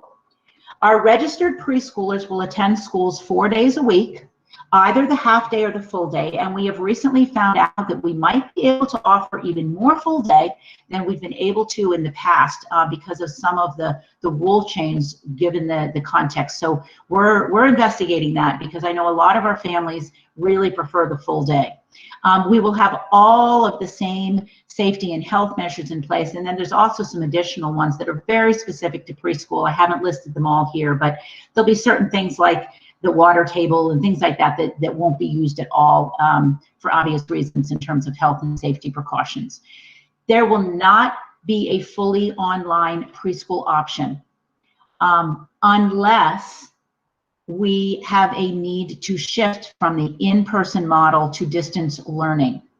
And so if a student is enrolled, registered, participating 4 days a week, either half day or full day in our preschool classes, and then at some point, let's say we have a stay-at-home order from the governor or something like that, then we will provide online options, but we aren't having a separate 100% virtual online preschool option. Couple of other pieces that are in that box under the green banner there. It allows for in-person learning and maximizing developmental direct instructional needs that our younger students need so much. The classroom itself will be the cohort. So we will have classroom cohort separation to minimize that exposure and spread. We will not need to reduce the number of students in the classroom. There are some special considerations already in place for some classrooms that have ESS with some exceptional needs in those classrooms, but overall we won't have to reduce the total number of students in our preschools. 4 days a week, of course, allows our families to work without having to care for young children. Lunch will be provided to full day students, but only full day students due to some cleaning restrictions we have. And those additional recommendations will be shared with building leadership for implementation at the preschool level. The last piece I wanted to share with everybody has to do with professional development, professional learning for our administrators, our teachers, and our staff. District staff will receive appropriate training regarding the implementation of all of the safety and health guidelines and procedures that have already been outlined. Building compliance expectations that have been outlined, and then instructional delivery requirements that have already been shared. All building administrators and teachers will also receive training regarding distance learning best practices and resources, including Nearpod that I've already mentioned. And here is an important piece for our principals to pay attention to.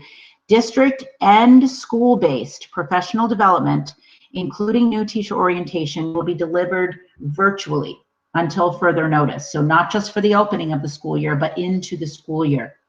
Small PLC size groups, so typically those groups are less than 10, but would need to be no more than 10.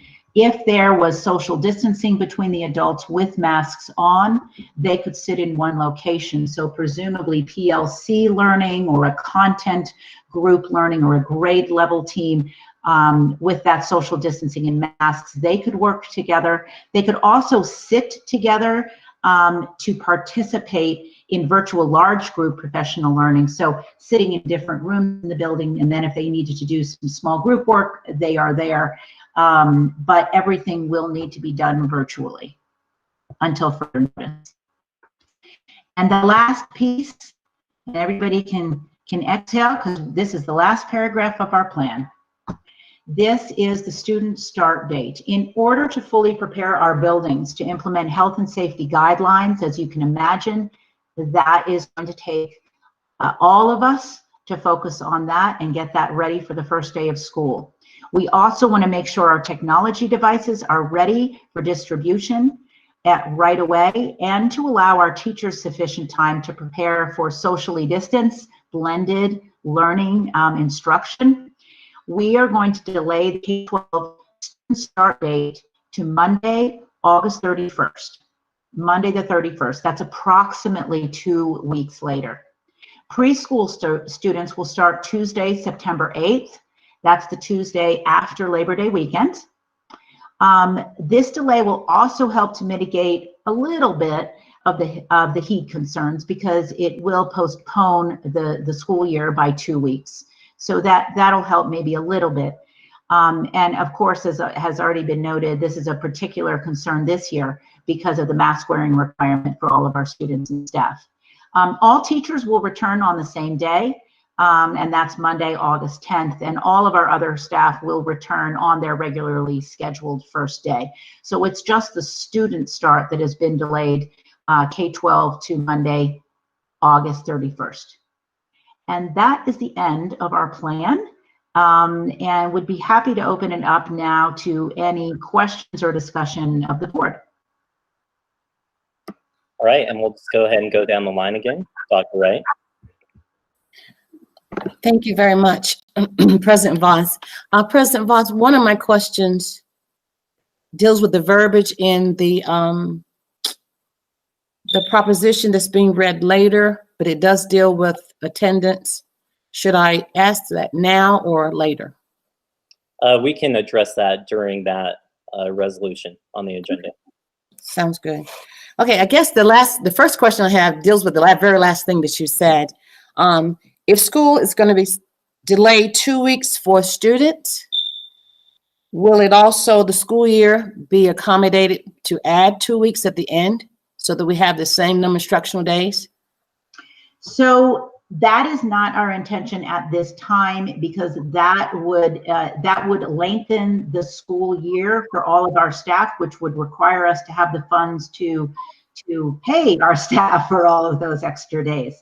So we have to figure out a way, either through some sort of a waiver or an accommodation that is provided to school districts from the state, or through somehow maybe trading in, if we needed to, professional development days or other things within our calendar. So we are not recommending at this time lengthening the school year. Okay, I'm not sure I understood all that you said.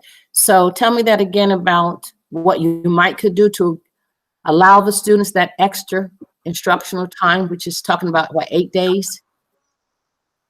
Yes, go ahead, Ms. Macaluso.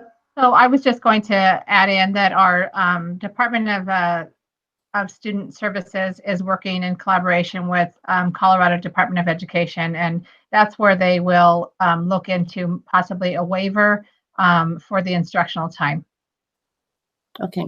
My concern, of course, I understand the waiver possibility for instructional time, but as you stated in the beginning of your speech about the amount of time our kids have lost already.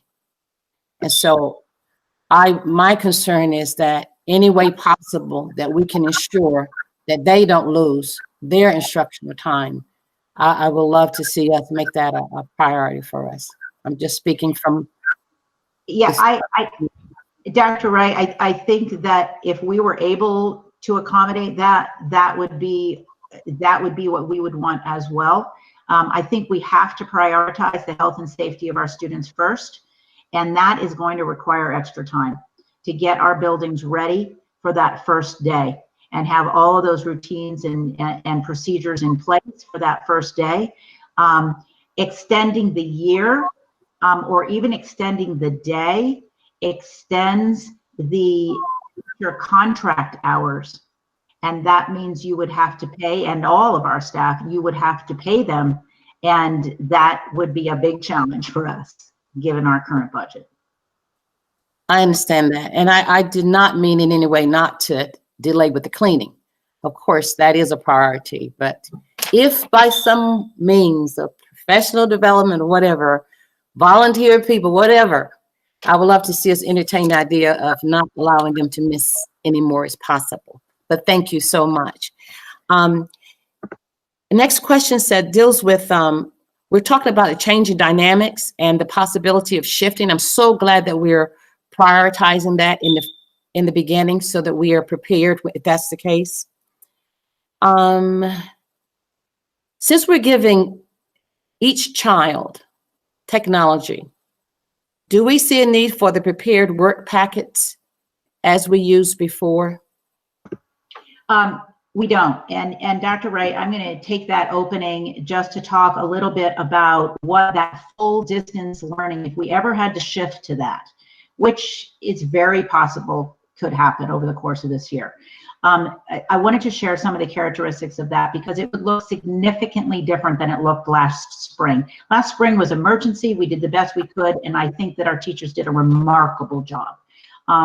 But with planning, it's going to look significantly different because we can be more intentional and robust with higher accountability for program and curriculum delivery. All of our K-12 students will have a device. That is significantly different from last spring, as you recall, which is why I don't see a need for us to have the packets. Even at the preschool level, it looks like we're going to be able to accommodate a device for even every one of our preschoolers. Our students are going to have higher accessibility to the teachers for synchronous learning.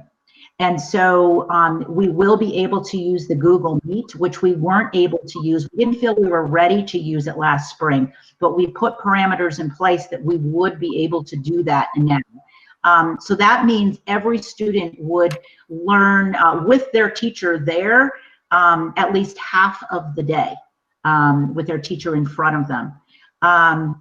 We would continue to use Google Classroom, but then some of it would be live. We would have a very structured daily schedule for both our teachers and our students. It wouldn't be, it wouldn't just be whenever you can log on is fine. There would be part of the learning would have some flexibility, but the other part would be very scheduled. We're anticipating that teachers will be teaching virtually from their classrooms with proper health and safety precautions in place. We heard a lot from our teachers and our staff that they didn't have easy access to all their materials. There was a lot of concern about using school phone, not having school phones and having to use your own cell phone to contact parents and so forth. And so this will allow them to use school phones and have access to their materials each day and so forth. And honestly, if we're able to bring our students back, if the teachers have the opportunity to teach their students in person first, I think we're going to be much better prepared to deliver a quality distance learning opportunity once that does or might happen. Teaching kids how to turn in assignments electronically and so forth, we could do all of that ahead of time. We're still finalizing the plan, but my intention is to be able to have all of the specifics by level in place by our August board meeting. But we're still vetting that right now and finalizing the other details. But hopefully that gives you a good idea of how it's going to look different. And that is so good because I was glad to hear that. There's so much that's going to be so much better. I think we used the previous experience as a training ground, yes. You know, to learn a lot and receive feedback from the different parents and students and teachers. So I do see a lot of improvement with this, and I do feel much more comfortable what we're offering. We did the best we could, I could say, in a sense, with the quickness of how things happen, but I'm glad we have lessons learned. And I also want to make it clear, I'm not implying that the teachers stay longer without pay. So when I talked about adding 2 weeks, no teachers, I'm not saying come and we won't pay you. I wish I was a rich woman because I certainly would pay every one of you for every hour that you spend. So no, we appreciate you. I'm just wishing there a way that we could accommodate both, pay you as well as our students be instructed. So let me make that perfectly clear, as they've said before.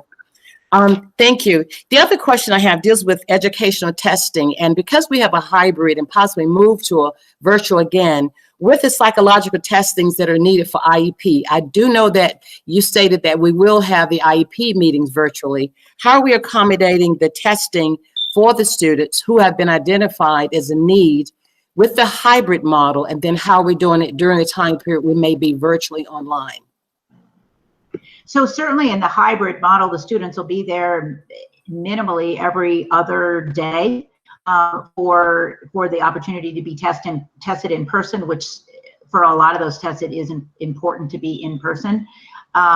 The other thing that we are, just so that you know, we are looking at, there may be some certain circumstances with some of our highest need self-contained or center-based program students. We are looking at, is it possible for those students to be there 4 days a week? It's a very small number, but they have very specific needs, and we may be able to accommodate that. In terms of testing, if we were fully, let's say we were at a safer at home, a stay-at-home order. Sandy, are you on the line, Ms. Kasevich, that you might Yes, be? I am. We would absolutely go to online testing because we now have the technology. The examiner can interact directly with the students, see what their responses are, and provide visuals to the students. So we don't anticipate any issues. We will follow all federal guidelines for evaluations, initials, reevals, and annuals this year because of the new methodologies we have available through the technology. Very good. And I do appreciate, I had an opportunity to speak with Sandy about the ESS program. It was very beneficial, and I appreciated the time that she and Superintendent gave to help me understand a little bit more how we do what we do. So this second question is similar in a sense that, so help me understand how, with the new methodology, how we would, let's say we have a student with autism. How do we serve a student with autism with the hybrid, and how do we serve them with the virtual online? If we are working with a child who has autism, chances are, if they're virtual, we would do their work in class, and we would, the days that they are home, we would have them work with a parapro who would support the lessons and model the behaviors that we are trying to adapt. We will work very closely with the parents, let them know what we're focused on. But we will take what we have learned from the teachers when they're in school, and the days that they are home, we will reinforce it with our support staff. If we are virtually online, we have learned again through the technology that we can now provide direct face-to-face services using the computer where the students can see us. It's interactive. We can give the responses to them. They can respond back to us. Again, we will work closely with the families, but I do believe the new technology and the ability to now have synchronous learning with other small group students who may be in class while they're at home, or to be able to directly interact with their teacher is going to be very beneficial and much different from what we did this past spring. Thank you very much. And I also like what I heard you say, Assistant Superintendent, about the highest need students, and then the possibility of bringing those students in 4 days a week during this hybrid period so that they can get the services that they need. And that's great to hear that as well. And I also like the part about the time period where we'll be able to instruct students how to use the technology, because that was one of the issues that came up, parents saying, I don't know, the child doesn't know, so what do we do? So it sounds like the hybrid model will give an opportunity for that to occur. I have one more question. And you mentioned earlier in your speech about the CDE saying that we could have, and I may be wrong, so I welcome any corrections. CDE said that we could have students in classroom for elementary, the normal class size. What is a normal class size, and can we accommodate that 3 to 6 feet apart with the normal class size for elementary school? So I don't know if normal is the right word, but I would say 25. Some are less. There might be a couple that are more, but I think 25 is probably pretty typical. Would you agree, Ms. Colombo?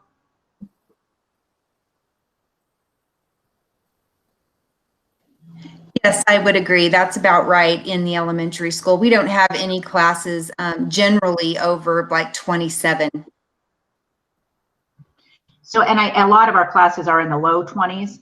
I would say it is classroom specific, and that's why we do need to think about, even if necessary, reassigning students to try to balance the classes after we take the students out who decide to go 100% online. So don't forget that.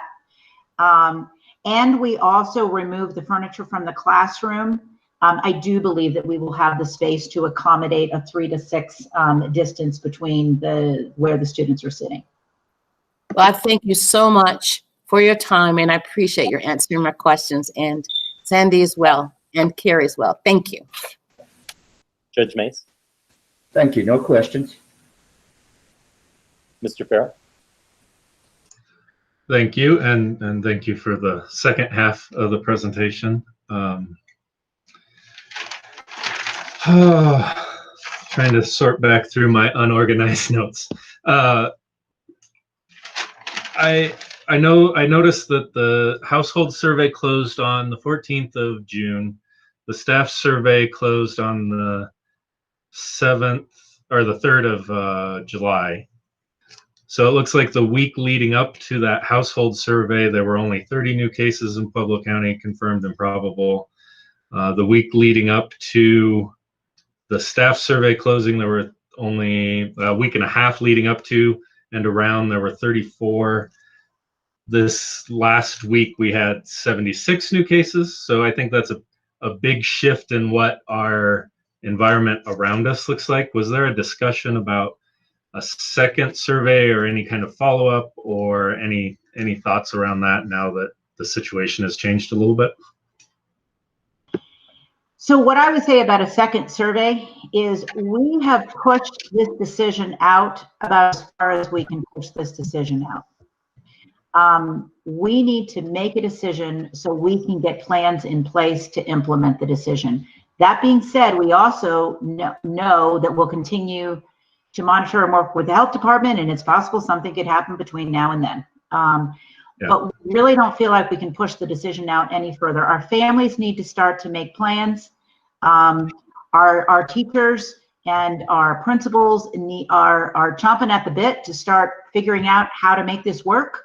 They're already, wanting to start early. I have some of our principals saying, we don't want to wait a whole week. Can't we meet next week? That's part of how I would respond to that question. I think we need to make a decision rather than survey and push it out another 2 weeks and 3 weeks and so forth. I agree with you. I think it's important to have a plan in place sooner rather than later. But knowing that our plan has so much flexibility in it, moving from one model to the other as needs arise, I wasn't necessarily saying to hold off on finalizing anything. I was curious if general feelings in the community or in the staff had changed as the situation is changing, but you addressed that, so thank you. Mr. Farrell, I would say that your point is well taken. I think, any time we do a survey, it's at that snapshot in time, and certainly, the context and what we're dealing with in our environment changes. So I think, that's a point well taken. Thank you. I think some of my other questions here have kind of been addressed. I talked a little bit about what decides moving from one model to the other. So if we do have people that are doing in person, what would decide whether we go to full remote learning in a school district wide? And you addressed working through that with the health department. And I think you also just addressed my question about, we have this plan now. We know that there's easy mobility between, if we need to go from in-person to remote. So there's a chance that if things get catastrophically bad between now and August 31st, there's flexibility in the plan to decide to start remote, correct? Absolutely. I think the way that I would address that, Mr. Farrell, is the fact that we really want to leave it quite open-ended. We don't want it to just consider one criteria towards making that decision. It really needs to be a holistic approach that we will work very collaboratively with our local health department. For example, if we have an infection in 1 or 2 schools, that may prompt me to close all schools in the district, even though there may be 25 schools that don't have an infection. We want to be able to have the flexibility to have a holistic view and look at many criteria. And I think part of what I was getting at in scribbling down my thoughts was, if the health department decides that a certain number of cases in a school decides that school should switch to remote learning, how would we know that we're not already at that point before we start? And that's a concern of mine. If there's cases that may not be diagnosed or are confirmed yet, and they go to school and we don't know at the beginning, they get confirmed a few days later, they've already been in school.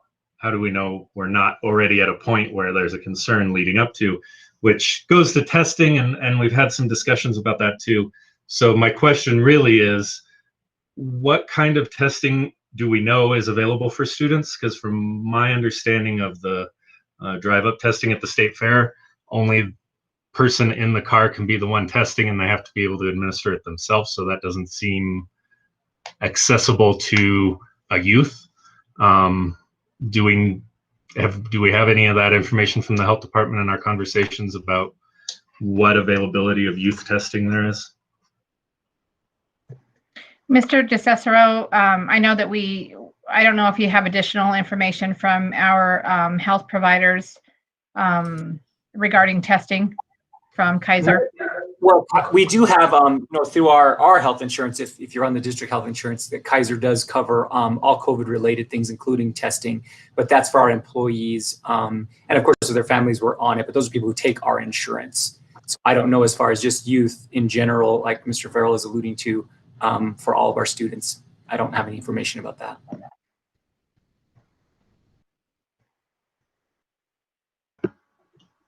I would just add, I don't have any additional information than what I'm sure you all have read too about what is available here in Pueblo. You're on mute, Mr. Farrell. Thank you. I think it's important for the district to know what we can suggest to families if they want to go get their kid tested before school, if they want to get tested at some point because they're experiencing symptoms or worried that they've been exposed. I think it's important that we have a place that we can say, you can go talk to these people and get a test. And I don't know that we yet know what that is, but I think it would be important. Good to know, Mr. DeCicero, on the employee side, though. Thank you for that. So we talked about making the selection between remote or in person and being willing to commit to that for a semester with a few exceptions for the hardship waiver. If a student or somebody in a student's household tests positive, are they, and the student themselves are still well enough to participate, but were in person, can they switch to the remote? Would that be something covered under one of those hardships? If they're required to stay home and quarantine, can they still participate in some sort of education? I think we'd have to look at that on a case-by-case basis. It may be easier at some levels than others, but we would like we always do. If you have a student who is homebound for a while, you have to figure out how to provide them education and how to learn from home. So I think we would have to figure that out on a case-by-case basis. I don't know if they would necessarily join a different instructional model, if that would necessarily be the best option. Okay, thank you. So I think one final question and then a comment at the end too. So if one cohort, for whatever reason, some exposure, somebody tests positive, needs to switch to remote learning just as a cohort, what do we anticipate the ripple effect of that being? Because I'm sure that there's going to be students in that cohort who have siblings in other cohorts in other schools, or have parents working in that school or a different school. It's hard to tell without knowing what group it affects, but have we considered that, and do we have kind of a plan for tracing that? So the one thing I can tell you is that I was learning a lot in working with the local health department, talking about close contact, that we really need to look at that within 6 feet for 15 minutes or longer, with somebody who has that direct contact with a confirmed COVID case. Not, I think they might and I may have been second, third, fourth removed, you know, so we have to be very, very specific to that close contact definition, which is why we put that in our plan. But I agree with you, there's going to be a ripple effect. And we're going to have to figure it out in that particular situation. It will not only have a ripple effect in terms of students potentially, but also in terms of staff and staffing and needing a sub here for a few days and so forth. And that's something that we would have to work through with HR. Eric, is there anything additional that you've thought through? I mean, there's no doubt that's gonna be a challenge for us in each circumstance to figure out how to manage it. Right, and we've begun to think about that also, what it looks like for a flow chart for decision making, as I think Assistant Superintendent Mori talked about earlier, and just kind of working once again hand in hand with the health department on what those guidelines look like and what we can do in those situations as they come up. Thank you. I think there's so many unknowns, both in what our community is going to look like a month from now or 2 months from now as far as spread, but also in if it happens here, it's going to be a lot different than if it happens here. And there's so many variables that we can't predict, and that makes me nervous, but I'm glad that we're at least thinking about them. My final comment, I think I've said this before, but I'm so happy to know that teachers will be able to use Google Meet to virtually instruct. I think that connection with from student to teacher and from student to student is going to be so important in increasing the fullness of remote learning. So I'm really glad that we figured that out. Thank you again for that. That's all I have. Ms. Clementi. Thank you. I just have a couple questions. One, I want to say that I was honored and pleased to work with the stakeholder group, and certainly appreciate and am grateful for the dedication and the focus that all those folks brought to the discussions. The part that I was involved in was very robust, intentional, and very, very thoughtful. A couple questions I have are these. Was the hybrid model considered for elementary at all? And might it be part of the flexibility going forward as we see need? Yes, and I'm actually going to ask Ms. Palumbo, would you be willing to respond since you facilitated the elementary group? Yes, could you repeat that question, please, Ms. Yes. But my question was whether the hybrid or the 2x2 model was some form of hybrid, I guess, was considered by the elementary group, and whether it might be considered as part of that flexibility as context and health situations change. As a matter of fact, we did consider it. We were asked to look at a less restrictive model and a more restrictive model. And we considered the 2x2 in terms of a more restrictive model.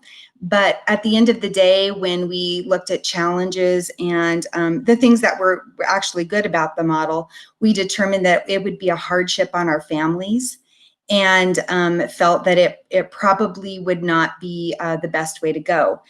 However, I think it's something that if need be, if we had to go to, say, a different phase of restriction, we could look at it again at the elementary level. I simply, the entire task force basically felt that it wasn't something that would be very viable for our families. Okay, thank you. Just as a comment, I'm delighted at the idea of moving the start of school back for students.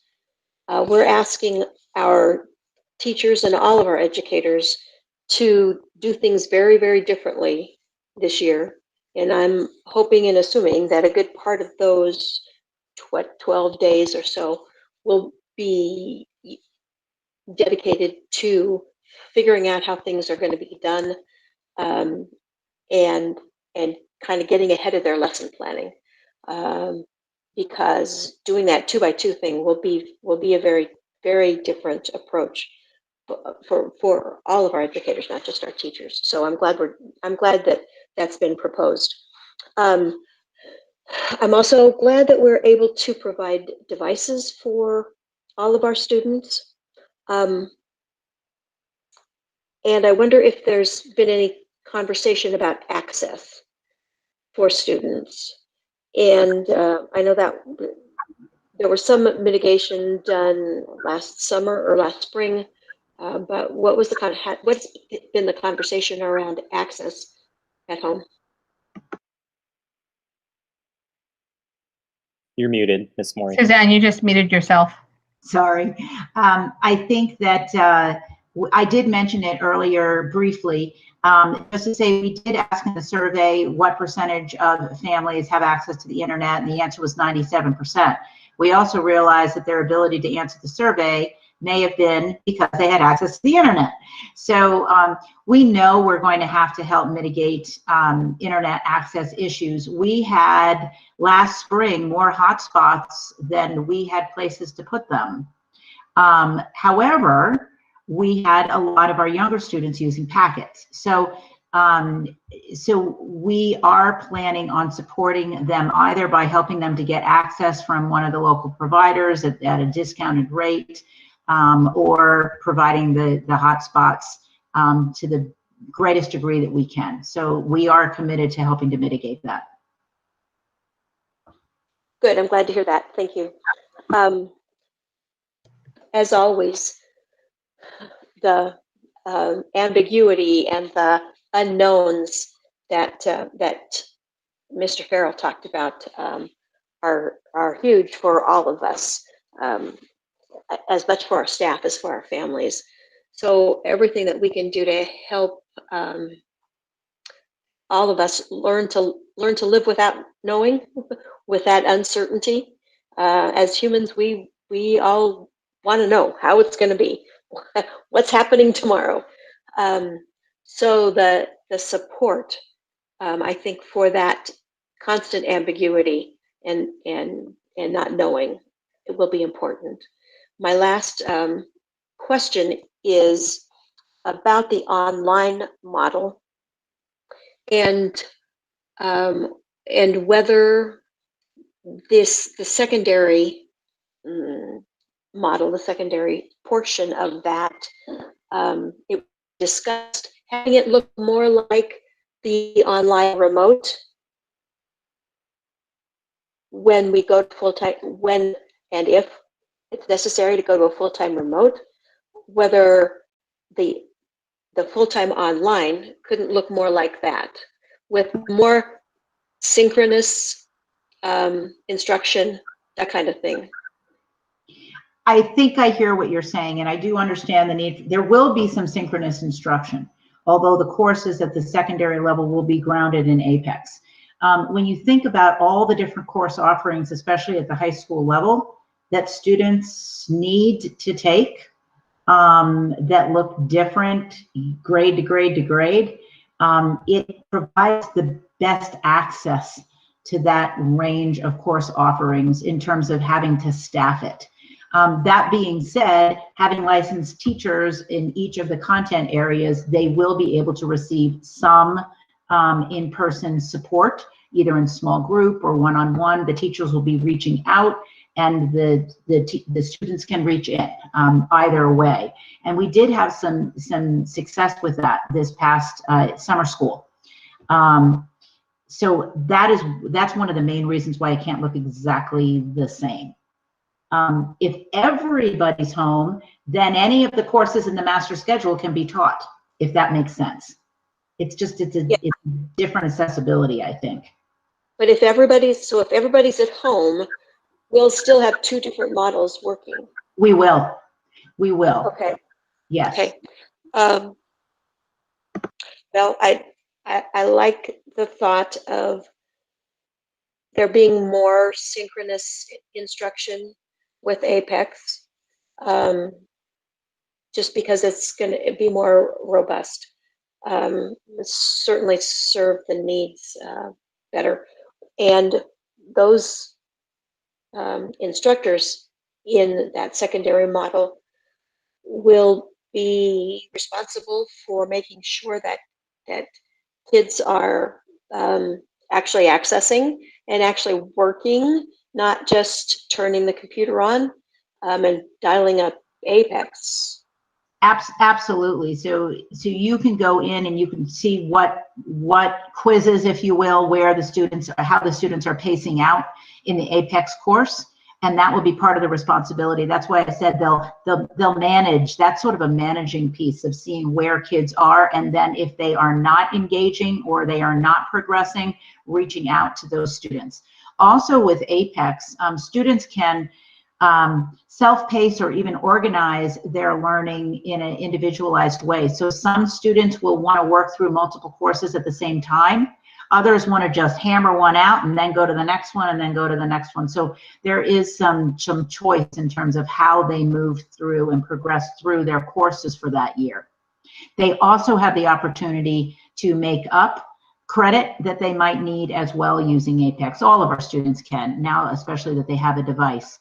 But they may be able to accomplish even more courses than the traditional 7 in a year, if that makes sense.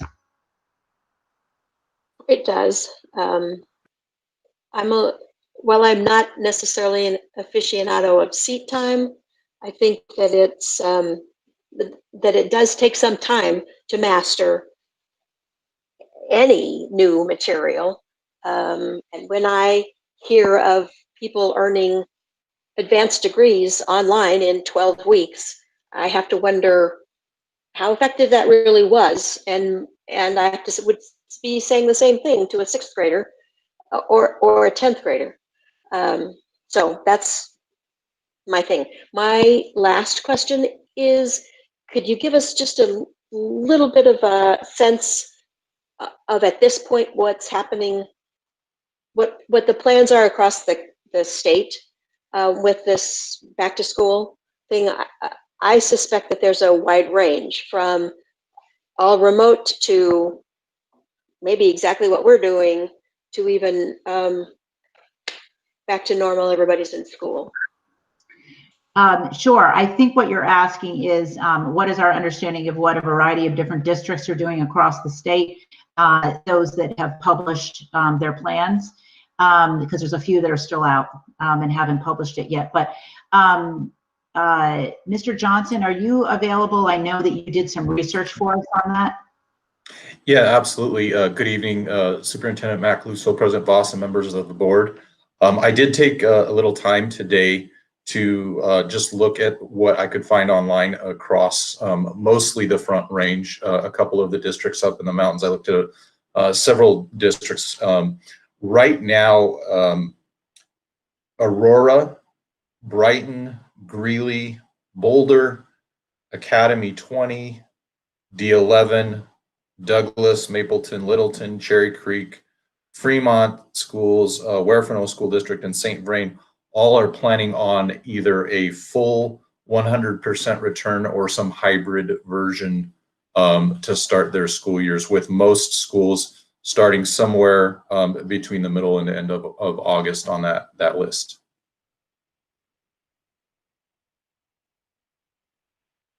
Great, thank you. I think that, I don't know, did you add 27J? Right? I did. So, I did. okay.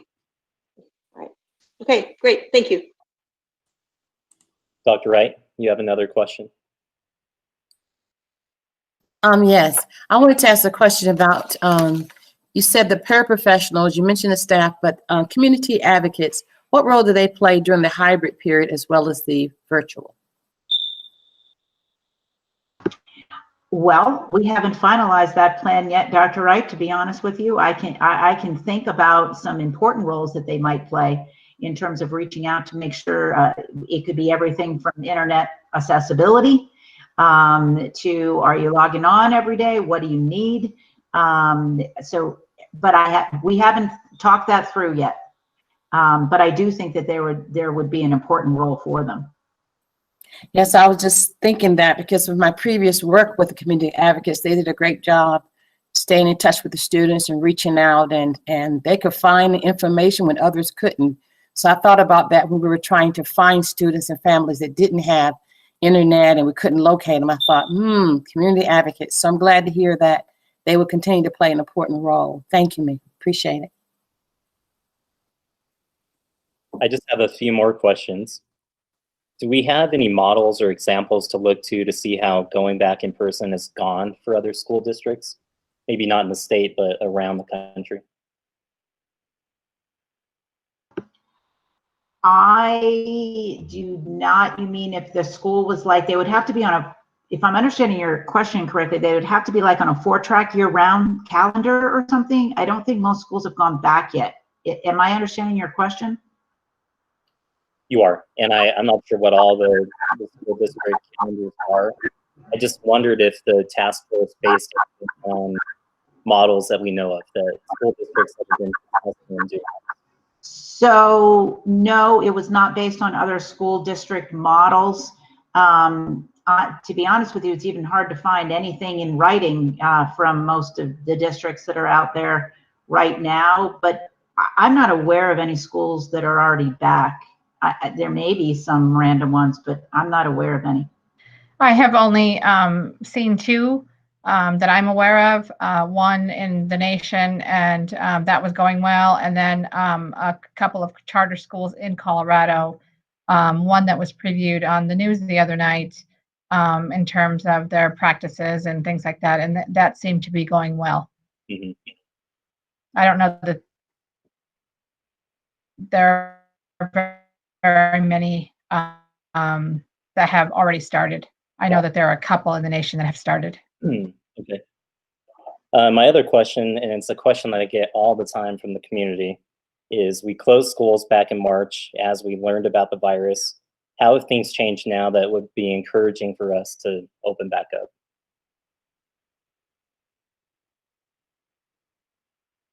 So I'll go ahead and start that. Last March, when we closed schools for the virus, it was unknown, right? Uncharted territories. We didn't have any safety or health precautions in place. Since then, we have learned of all of the safety precautions that need to be in place. So I think it's much different in terms of knowing what we're dealing with. And I think with that said, there's still lots of unknowns. I think we're still learning. But I think that's the difference between when we closed on an emergency basis last time than going forth this time.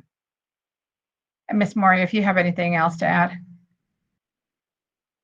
I also think, just as I outlined before, I think our instruction will look better because of it. I think we're better prepared for distance learning. I think that's encouraging. I think even just the fact that we have technology, that should be encouraging. And we have a little bit of time we have a little bit, by delaying the start, we have an on-ramp to get there. It's not all of a sudden, tomorrow. So to me, there are some reasons to feel encouraged about it. And my final question concerning the risk of COVID spread. The report says logically the lowest risk model, fully online, should be implemented when Pueblo County COVID exposure and spread is at its highest. So I guess my question is, isn't the exposure and spread currently at its highest right now?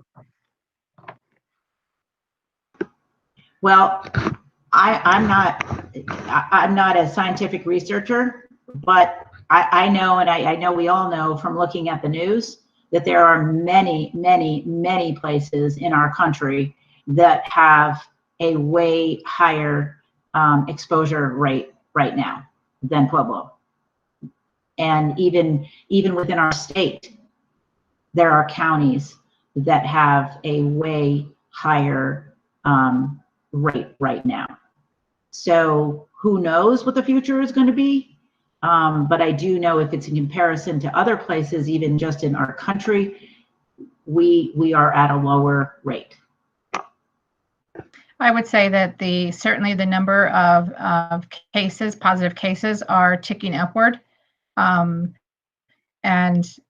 I think we're in a place where it's safer at home and not at a stay-at-home order. I think there may be a place that our community takes another look at the variances that were offered and scales back in regard to what we're doing out in the community. We have a mask order now, which I think will help.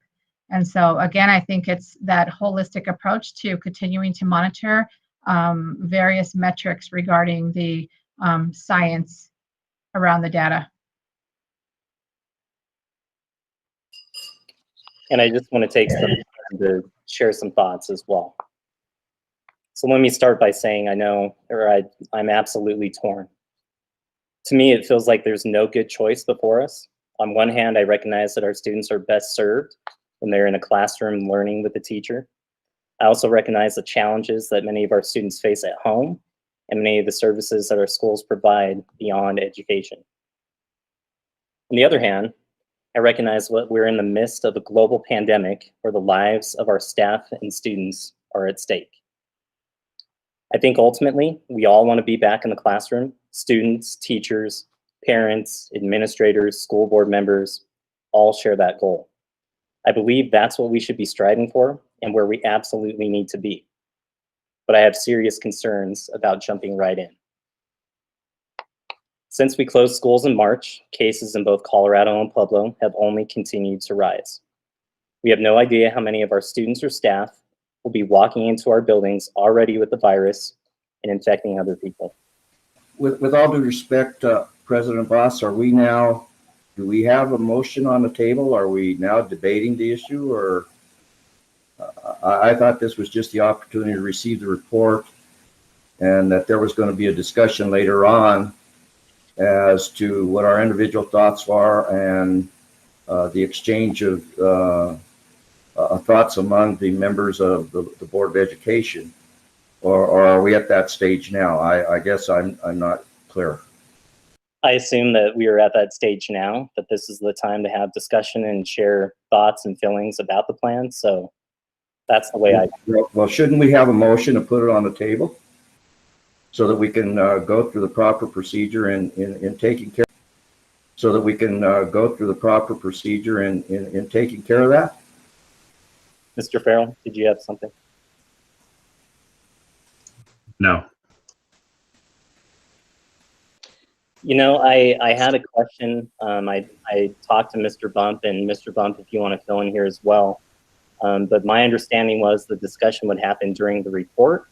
There's a resolution that includes some of these plans later on in the report, and the vote would be taken at that time. But the discussion would happen during this report. Mr. Bump, is that correct? I think the discussion, it can happen when the motions are introduced as well, the resolutions. As the board knows, when a motion is made, there's a second and there's a period for discussion. So that would be, I think, a time to address the resolutions themselves. I think the board under this phase is expressing concerns to the extent that those concerns could be addressed by staff during this discussion part. Maybe that would be. Okay, then I'll go ahead and hold my comments for the resolution. So we'll go ahead and move on to special resolutions. Superintendent Macaluso. Thank you, President Voss. The first resolution that we have is for the authorization of the allocation of the 2020 bond proceeds premium to BEST projects. And so, again, if a board member would like to introduce that, and then it will require a second, and we will take action. I'd be happy to do that. Move that the board adopt the resolution before us this evening by title only, the authorizing the allocation of 2020 bond proceeds premium to BEST projects, and that we dispense with the reading of the entire resolution verbatim. Second. Call for the vote, please. Ms. Clementi? Yeah, excuse me. I guess there won't be any discussion around this one. Discussion. I think this makes perfect sense. And again, I'm thrilled with the opportunity that we have with the BEST program and these two new elementary schools, particularly knowing that going forward for the next several years, there'll be very, very little BEST money available. So I would urge acceptance of this resolution. Are there any other comments, discussion? I'll call for the vote, please. Ms. Clementi, Aye. Mr. Farrell, Aye. Judge Mays, Aye. Mr. Voss, Aye. Dr. Wright. Aye. So we'll move on then to the resolution, school calendar, instructional time, and delegation in response to COVID-19. We have a motion for this resolution. I would move that the board adopt the resolution before us this evening by title only concerning school calendar, instructional time, and delegation in response to COVID-19, and that we dispense with the reading of the entire resolution verbatim. Second. And we'll take time for discussion if anyone has comments they'd like to share. I will start. The plan before us tonight offers a great deal of flexibility. I believe that it, to the greatest extent possible, ensures the safety of students, staff, and the community. It offers solid academic plans and robust ones to ensure that grade level instruction continues for every student. It offers our family and our staff choice, and it provides the flexibility and the fluidity that we need to respond to what will be a constantly evolving nature of this pandemic, so that we as a district will be able to adapt and shift as is necessary.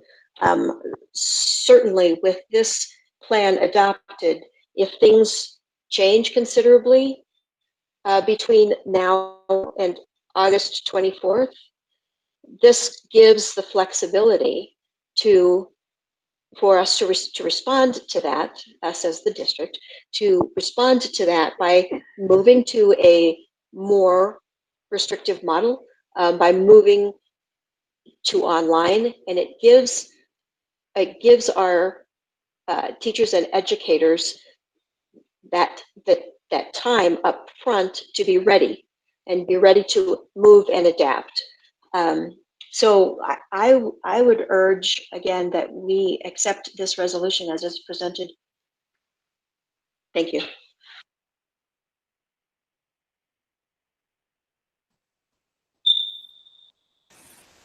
I'll go ahead and proceed if you'd like. Sure.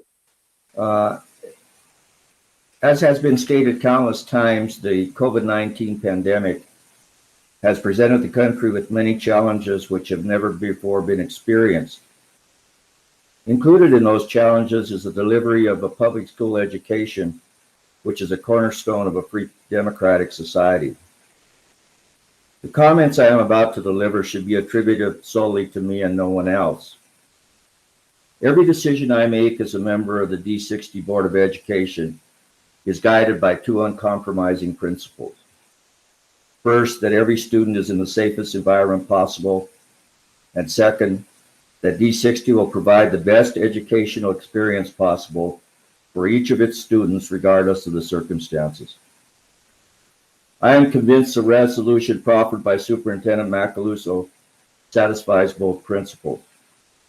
I would initially express my sincere gratitude to Assistant Superintendent Suzanne Maury and her fabulous staff for their incredibly thorough job in organizing the discussion surrounding what a return to school should look like. I am equally grateful to the stakeholders for the tremendous amount of time, energy, and heart that they gave in developing the plan.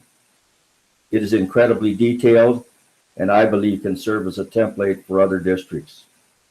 Most importantly, it is clear that the stakeholders place the safety and welfare of the students, their families, and the entire D60 staff as its main priority, and for that I thank you.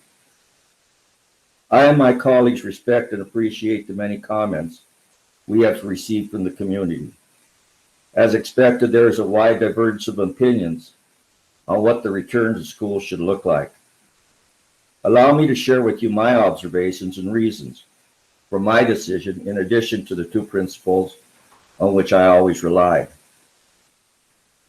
I would first like to address issues that were raised by the Pueblo Education Association, both in writing and via a video recording. The leadership of the union felt compelled to present the video because of what it believed was the board's reluctance to meet with them through an earlier invitation, because the union did not believe their concerns were being shared by the school administration. Said concern was without merit. In fact, one of the many stakeholders was board member Barbara Gomeni, a longtime educator and former union official with a wealth of information in all aspects concerning public school education. She served as our representative on the board, and thus there was no need for me to meet with others, as I would unqualifiedly rely on her for information. The stakeholder group was large and very representative of the community, including students. The union had 5 representatives on the stakeholder group, and they were appointed by its leadership. The union also alleged that their input was not valued. The apparent reason for their belief is that their position was not the position adopted and recommended by the stakeholder group.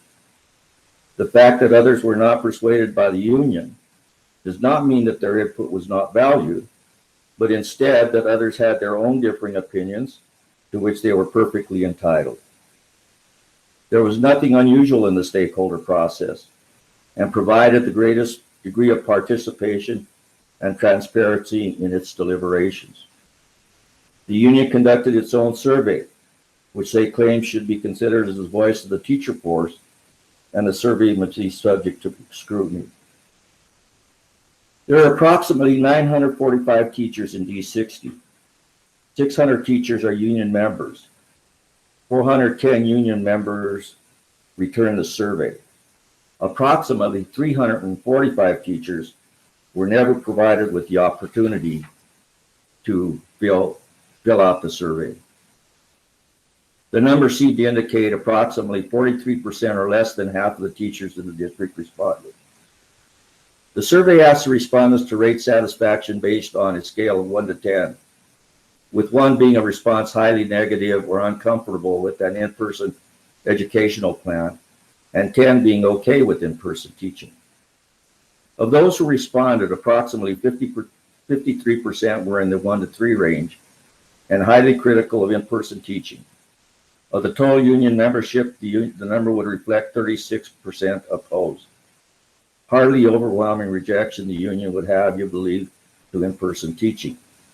And when compared to the total number of teachers in the district, it computes to only 23%. A particularly alarming and somewhat disturbing statistic to me personally is that 67% of the responding union members indicated that they would not be willing to cover another teacher's class. The union's position that distance learning is the only option for returning to school is untenable and refuted by its own survey.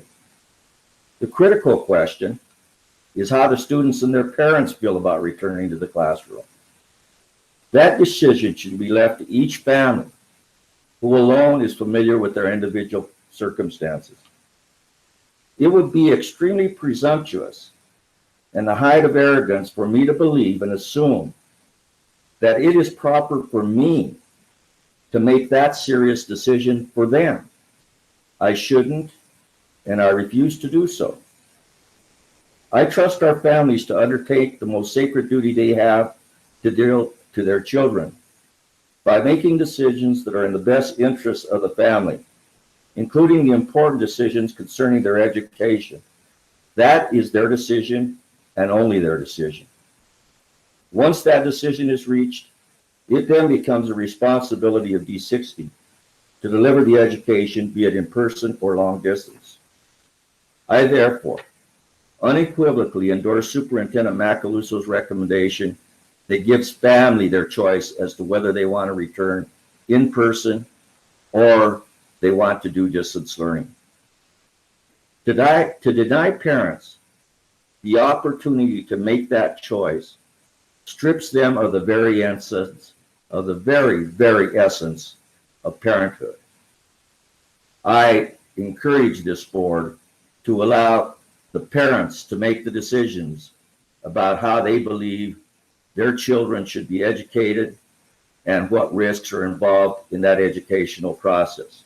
Thank you. Dr. Wright? Let me ask a question. I think I heard in this model, it gives flexibility. And my understanding is that it gives the superintendent the flexibility to shift. And I did hear a question earlier from board member Farrell about, and forgive me if I get the wrong name and then someone else said it, but I think the point was brought up about the number of cases that have climbed here in Pueblo. So it's my understanding that with that flexibility, we have the ability to move from hybrid to virtual, even before the 24th or the 31st, if that's deemed necessary. So let me just ask this question. Superintendent, can you clarify for us what your criteria would be to shift from the hybrid to the virtual? Thank you, Board Member Wright, Dr. Wright. As I mentioned before, I think the criteria, there's many data points that we would be looking at in collaboration with public health.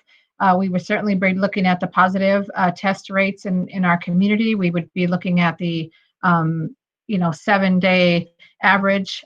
We would be looking at the number of hospitalizations. We would be looking at our hospital capacity. We would be looking at the phases in which our particular community is in or the state is in.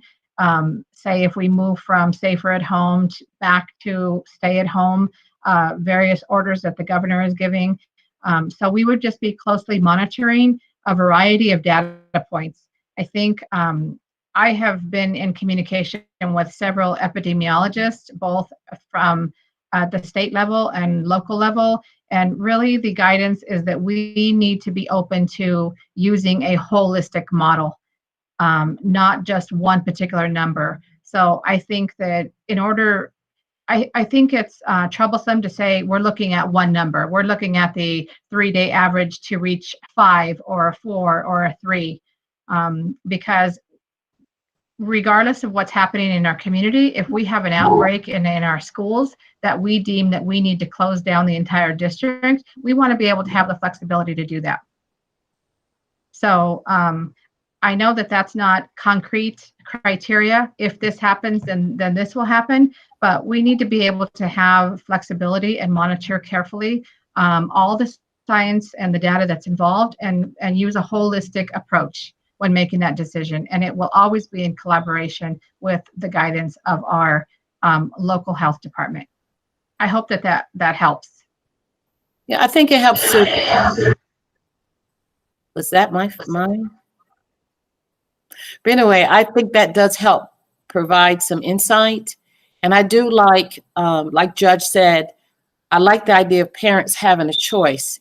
I also like the idea of students having choices for what model fits best for them at this point, because I have been very concerned about the students who need that in-class, in-person instruction. But it sounds like with the flexibility, parents can decide if that is the best model. And it also sounds like with the ADA and accommodation for staff and teachers, it gives them an opportunity, if they or family members are vulnerable, that they too can have a choice. Is that my understanding, Superintendent? That is correct. Okay, thank you for clarity. No problem. Mr. Farrell? I think a lot of my points were kind of addressed in my questions earlier in the presentation. And I know that there's not a direct parallel between our meeting here and a classroom, but the irony of the fact that we're in a virtual meeting talking about in-person learning is not lost on me. And I know that there's families that are depending on school to be able to stay in the workforce. I know that school is a lot more than childcare. That's not the main purpose of school, but the reality is people have to work, and I know that, and I get that. People should be able to work in a safe environment too, and we need to always make sure that it's safe. Just not that long ago, we all sat here when we were talking about graduations and said even one person getting sick would be too much. And I still feel that that's true. And I appreciate the flexibility in this plan of being able to address things as they come up. It still makes me nervous. It still concerns me. And I think it concerns everyone. And I think that we know that. From the beginning of this pandemic and conversations with friends and family and people who don't think that it's as bad and people who do think that it's bad, my guiding principle there has always been you should trust public health officials. Public health officials are trained to deal with this. I'm not. I've been in the middle of a outbreak before at a youth care facility, and it's not fun. I know that.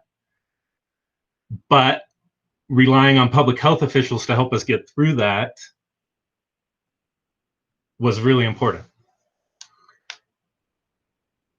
And I think that every step along the way, listening to what our health department, our public health officials, our epidemiologists are saying is going to be important. And if they say that it's not safe to go back at all for any school in the district, that's what we need to do, even though that creates a burden on our families and our students. If they say that we can manage to do this hybrid and we're able to mitigate the risks, then that's what we should do. Even though that creates a burden on us, our staff, our families, our students, there's no answer here that does not create a burden. And honestly, I probably change my mind on what I think 5 times a day, just depending on what I'm hearing, what I'm feeling, and it makes me sick. And I don't know what to do, but I'm going to trust in public health officials. Thank you. Thank you, Board Member Farrell. When I have an opportunity, President Voss, I would also like to kind of just weigh in and give my thoughts at an appropriate time.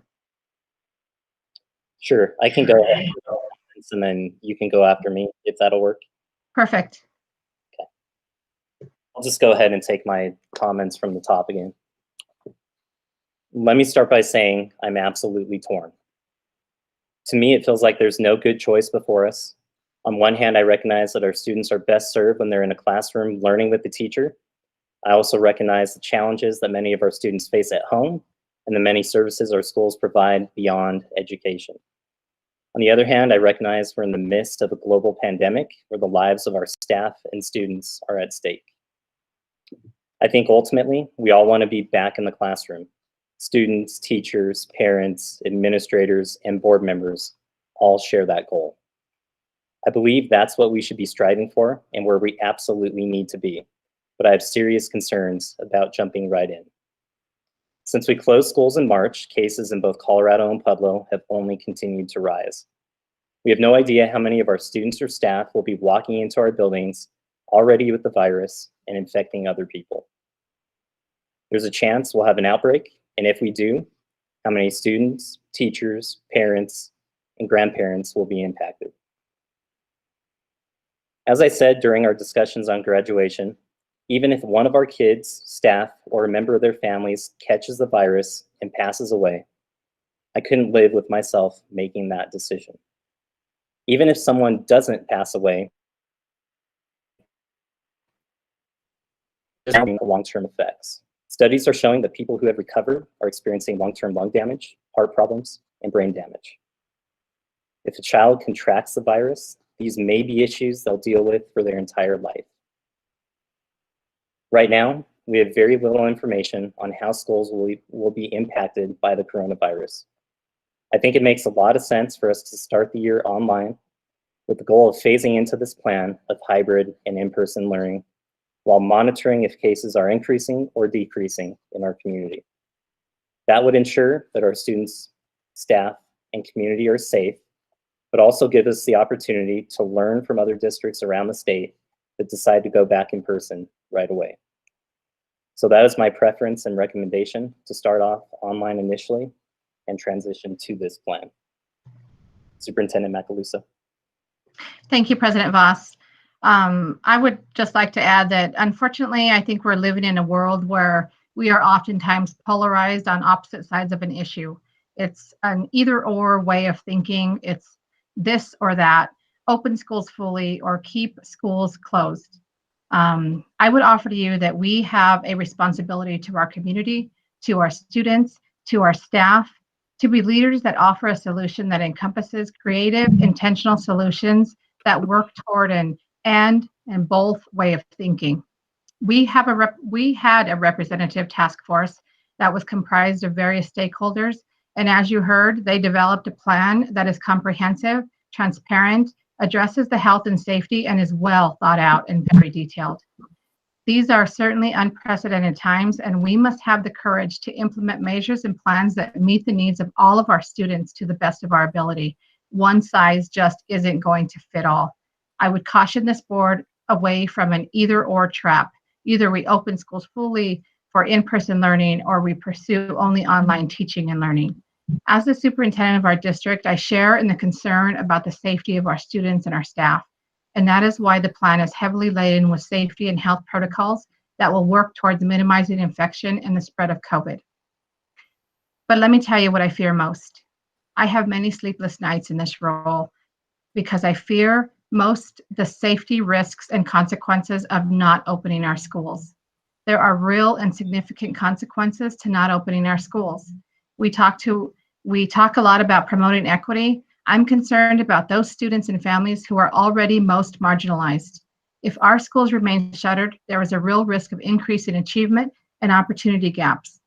Many of our marginalized students are housing insecure, food insecure, or require a safe refuge from abuse and neglect. Many of our students require special services that cannot be easily provided for online. If our students who are in most need of our school system are denied an opportunity for in-person learning, it could have grave consequences for our community. Our students will have been out of school for nearly 5 months without access to in-person learning. Some students have not been able to access nutritional meals. The in-person learning our teachers provide is not just about academics. It is about promoting and nurturing the social and emotional well-being of our students. I truly believe that many students' social development and mental health may be at risk if they do not go to school for a semester or, God forbid, a year. The bottom line is our kids need us, and we should allow families to choose how they interface with our system on what best meets the needs of each individual student and family. As an educator, I fully understand the difficult situation that our teachers and support staff are in. It is truly a challenge to balance the commitment that we have for our jobs and the love that we have for our students, all while balancing the commitment we have to our own families and to our own health. I believe wholeheartedly that the plan that was presented this evening addressed the health and safety needs to the best of our ability, and in some aspects is more stringent and more precautionary than the CDE guidelines and recommendations. I know that our path forward will need to be intentional, innovative, and it must embrace an and both way of thinking. This plan will require a heavy lift, but I am confident in our team members' ability to implement it. We must be diligent in monitoring the context of the situation in our community. We will work in constant collaboration with local public health. as we continuously monitor the metrics which will enable us to make holistic determinations regarding changes as needed. So at this time, I would request that the board support the resolution that you have in front of you based on the plan that was presented regarding the reopening plans for school year 2021. Thank you. Dr. Wright.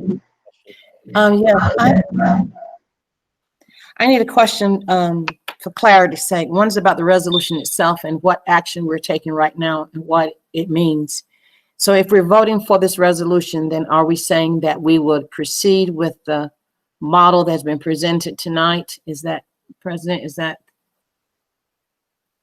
I believe that's correct, yes. Mr. Bump, if you want to weigh in as well.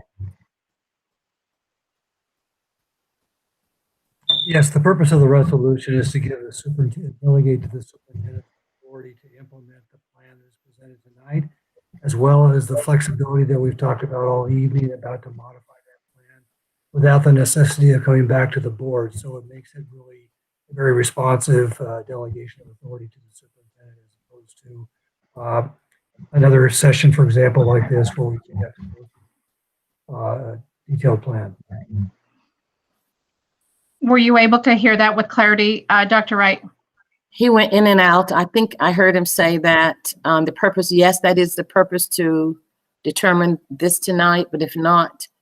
So essentially, if I could clarify a little bit, and Mr. Bump, please feel free to chime back in, but you were going in and out, so I want to make sure that there's clarity. Essentially, the resolution will acknowledge the authority of the superintendent to implement, these plans, and to be flexible in the event that we need to shutter one, two, or the district in the event of various community contexts or things that are happening in terms of the pandemic, kind of like what we did when we had to close schools before.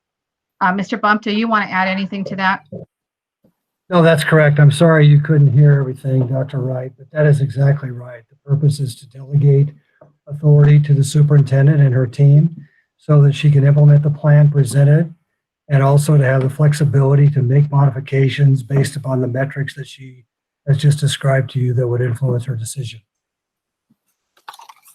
Okay, thank you. So Superintendent, I would like to ask you again the same question I asked before. If we started with the hybrid model, what would be your criteria? I know you may have said I need it to be plain, because I'm torn too. I'm gonna be honest.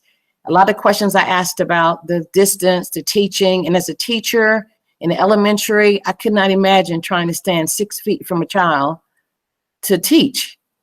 Even if with the answer of technology there, if the child needs me to help teach them how to use technology, there's so many reasons why a teacher would need to be closer to a student. So the reality of that is in my mind. And then knowing children, what child do you know is in elementary going to stay in their seat, whether their name is on it or what?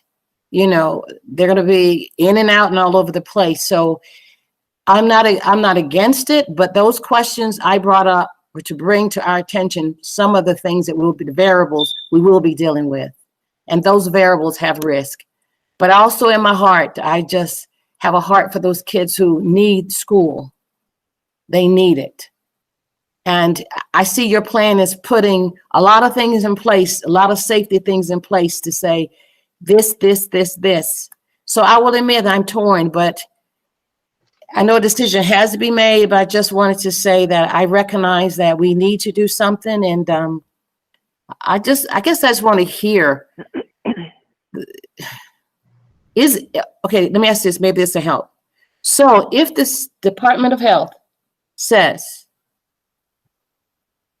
we shouldn't do this, then that's when you won't do it? Or are you going to look at numbers and say, by this number, we'll close down in Pueblo? I don't know. So I would wholeheartely agree with Mr. Farrell that we need to listen to the guidance of public health.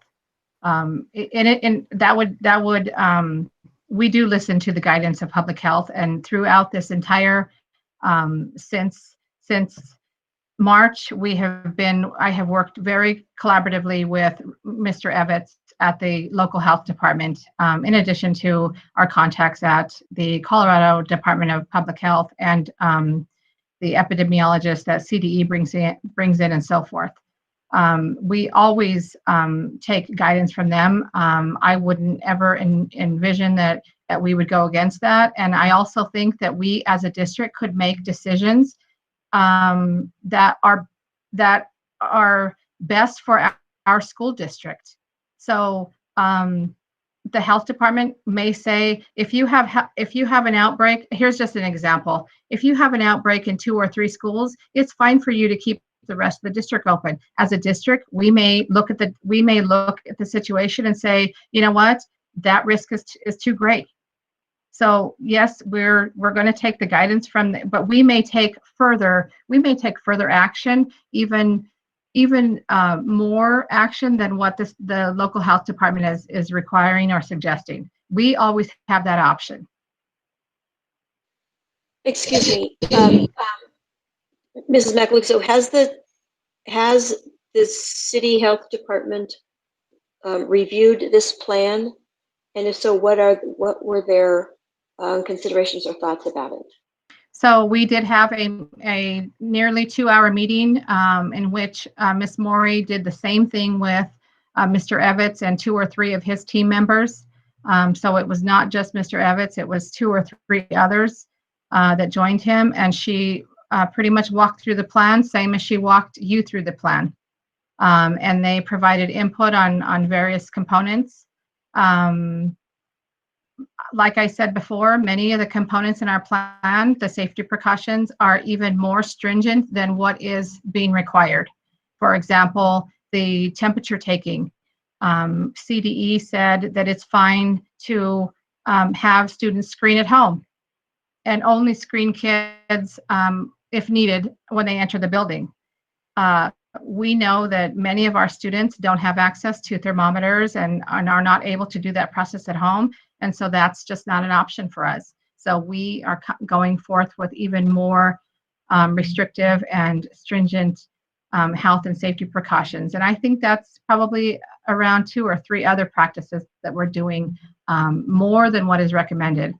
There was only one thing that they told us we're not really that concerned about, and that was the fans that I remember from our conversation. I don't know if Ms. Morey wants to chime in, but and then we talked extensively about the water bottles, and maybe it would be better if kids use water bottles as opposed to the water fountain. But they were very complimentary of our plan, felt that it was very detailed.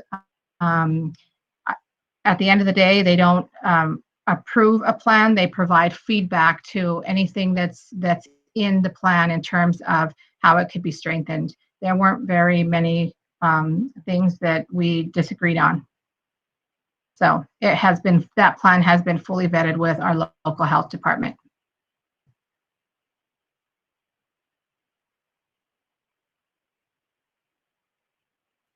No, I just said thank you. Thank you. That was Barb asked Board Member Clemente asked the question that was on my heart too. What did they say? Yep. Okay, any other comments, questions? I'll call for the vote, please. Ms. Clemente? Aye. Mr. Farrell? Aye. Judge Mays? Aye. Mr. Voss? No. Dr. Wright? Aye. We'll move on to our 3rd resolution. And I will move that the board adopt the resolution before us this evening by title only concerning defining actively engaged in the educational process and student attendance during the 2020-2021 school year, and that we dispense with the reading of the entire resolution verbatim. Second. Discussion. Oops. Did you have something? Yes, sir. I wasn't quite sure when we discussed, but this is the point when I asked earlier about a question, and I was told I could ask it at this point.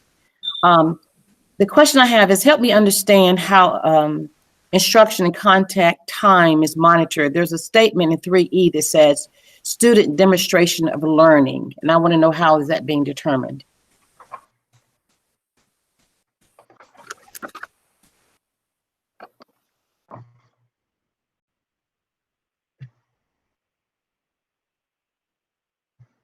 Miss Maury, are you on the line? Do you want to answer that question? I know you worked in collaboration with student support services. Yeah, Do you can need you? that question repeated? Yeah, thank you. Yes, in the resolution, there's a statement concerning instruction and contact time. I'm saying, help me understand how that's being monitored. It says student demonstration of learning. How is that being determined? So if you're speaking specifically the distance learning, when it's distance learning specifically, there's a variety of different ways that we'll monitor it.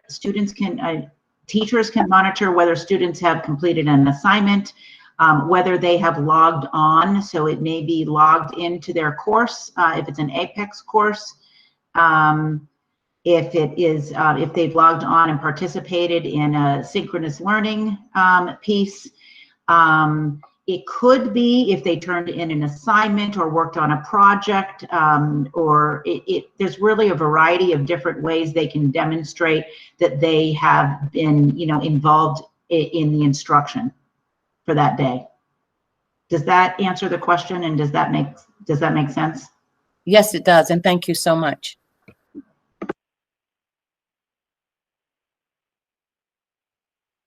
Any other comments? I'll call for the vote, please. Ms. Clementi, Aye. Mr. Farrell, Aye. Judge Mays, Aye. Mr. Voss, Aye. Dr. Wright. Aye. We'll move on to 11.0 consent agenda. Are there any consent agenda items anyone would like removed to be voted on separately? Then I will move that we approve consent agenda items 2 through 9 as presented. Second. I'll call for the vote, please. Ms. Clementi, Aye. Mr. Farrell, Aye. Judge Mays, Aye. Mr. Voss, Aye. Dr. Wright. Aye. Superintendent Macaluso, do you have any leadership appointments or reassignments? Thank you, President Voss. At this time, I have several leadership appointments that I would ask that the board consider. The first appointment would be for Mr. Andrew Burns, formerly Deputy Superintendent, Durango School District 9R, to Director of Human Resources Talent Acquisition, effective August 1st, 2020. The next leadership appointment I would request is for Jamie Schwab, Assistant Principal, Bessemer Academy, to Principal, Irving Elementary, effective August 1st, 2020. Next is Destiny Lotrich, previously Assistant Principal, Pueblo Academy of Arts, to Assistant Principal, Central High School, effective August 1st, 2020.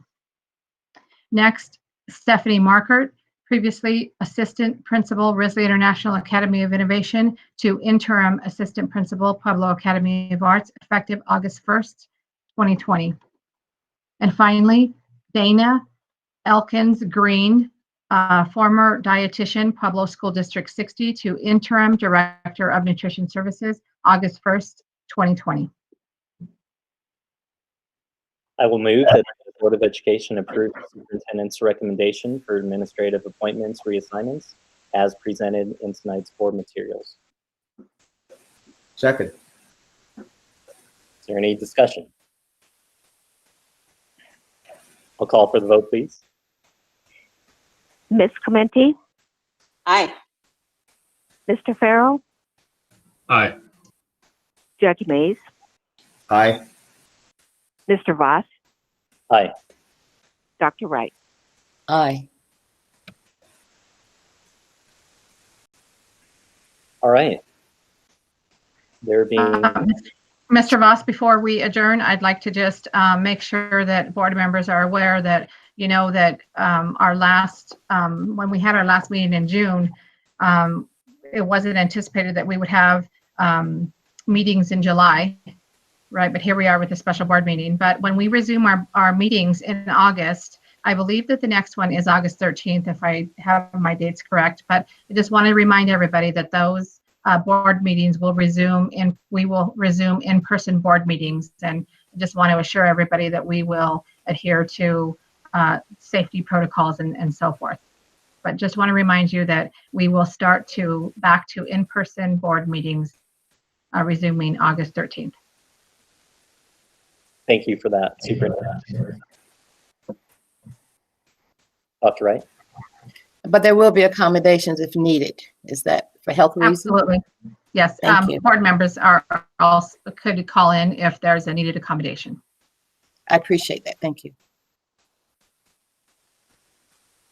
Okay, is there any further business? And at 9:55, we are adjourned. Have a good night, everybody. Thank you. Thank you. Thank you.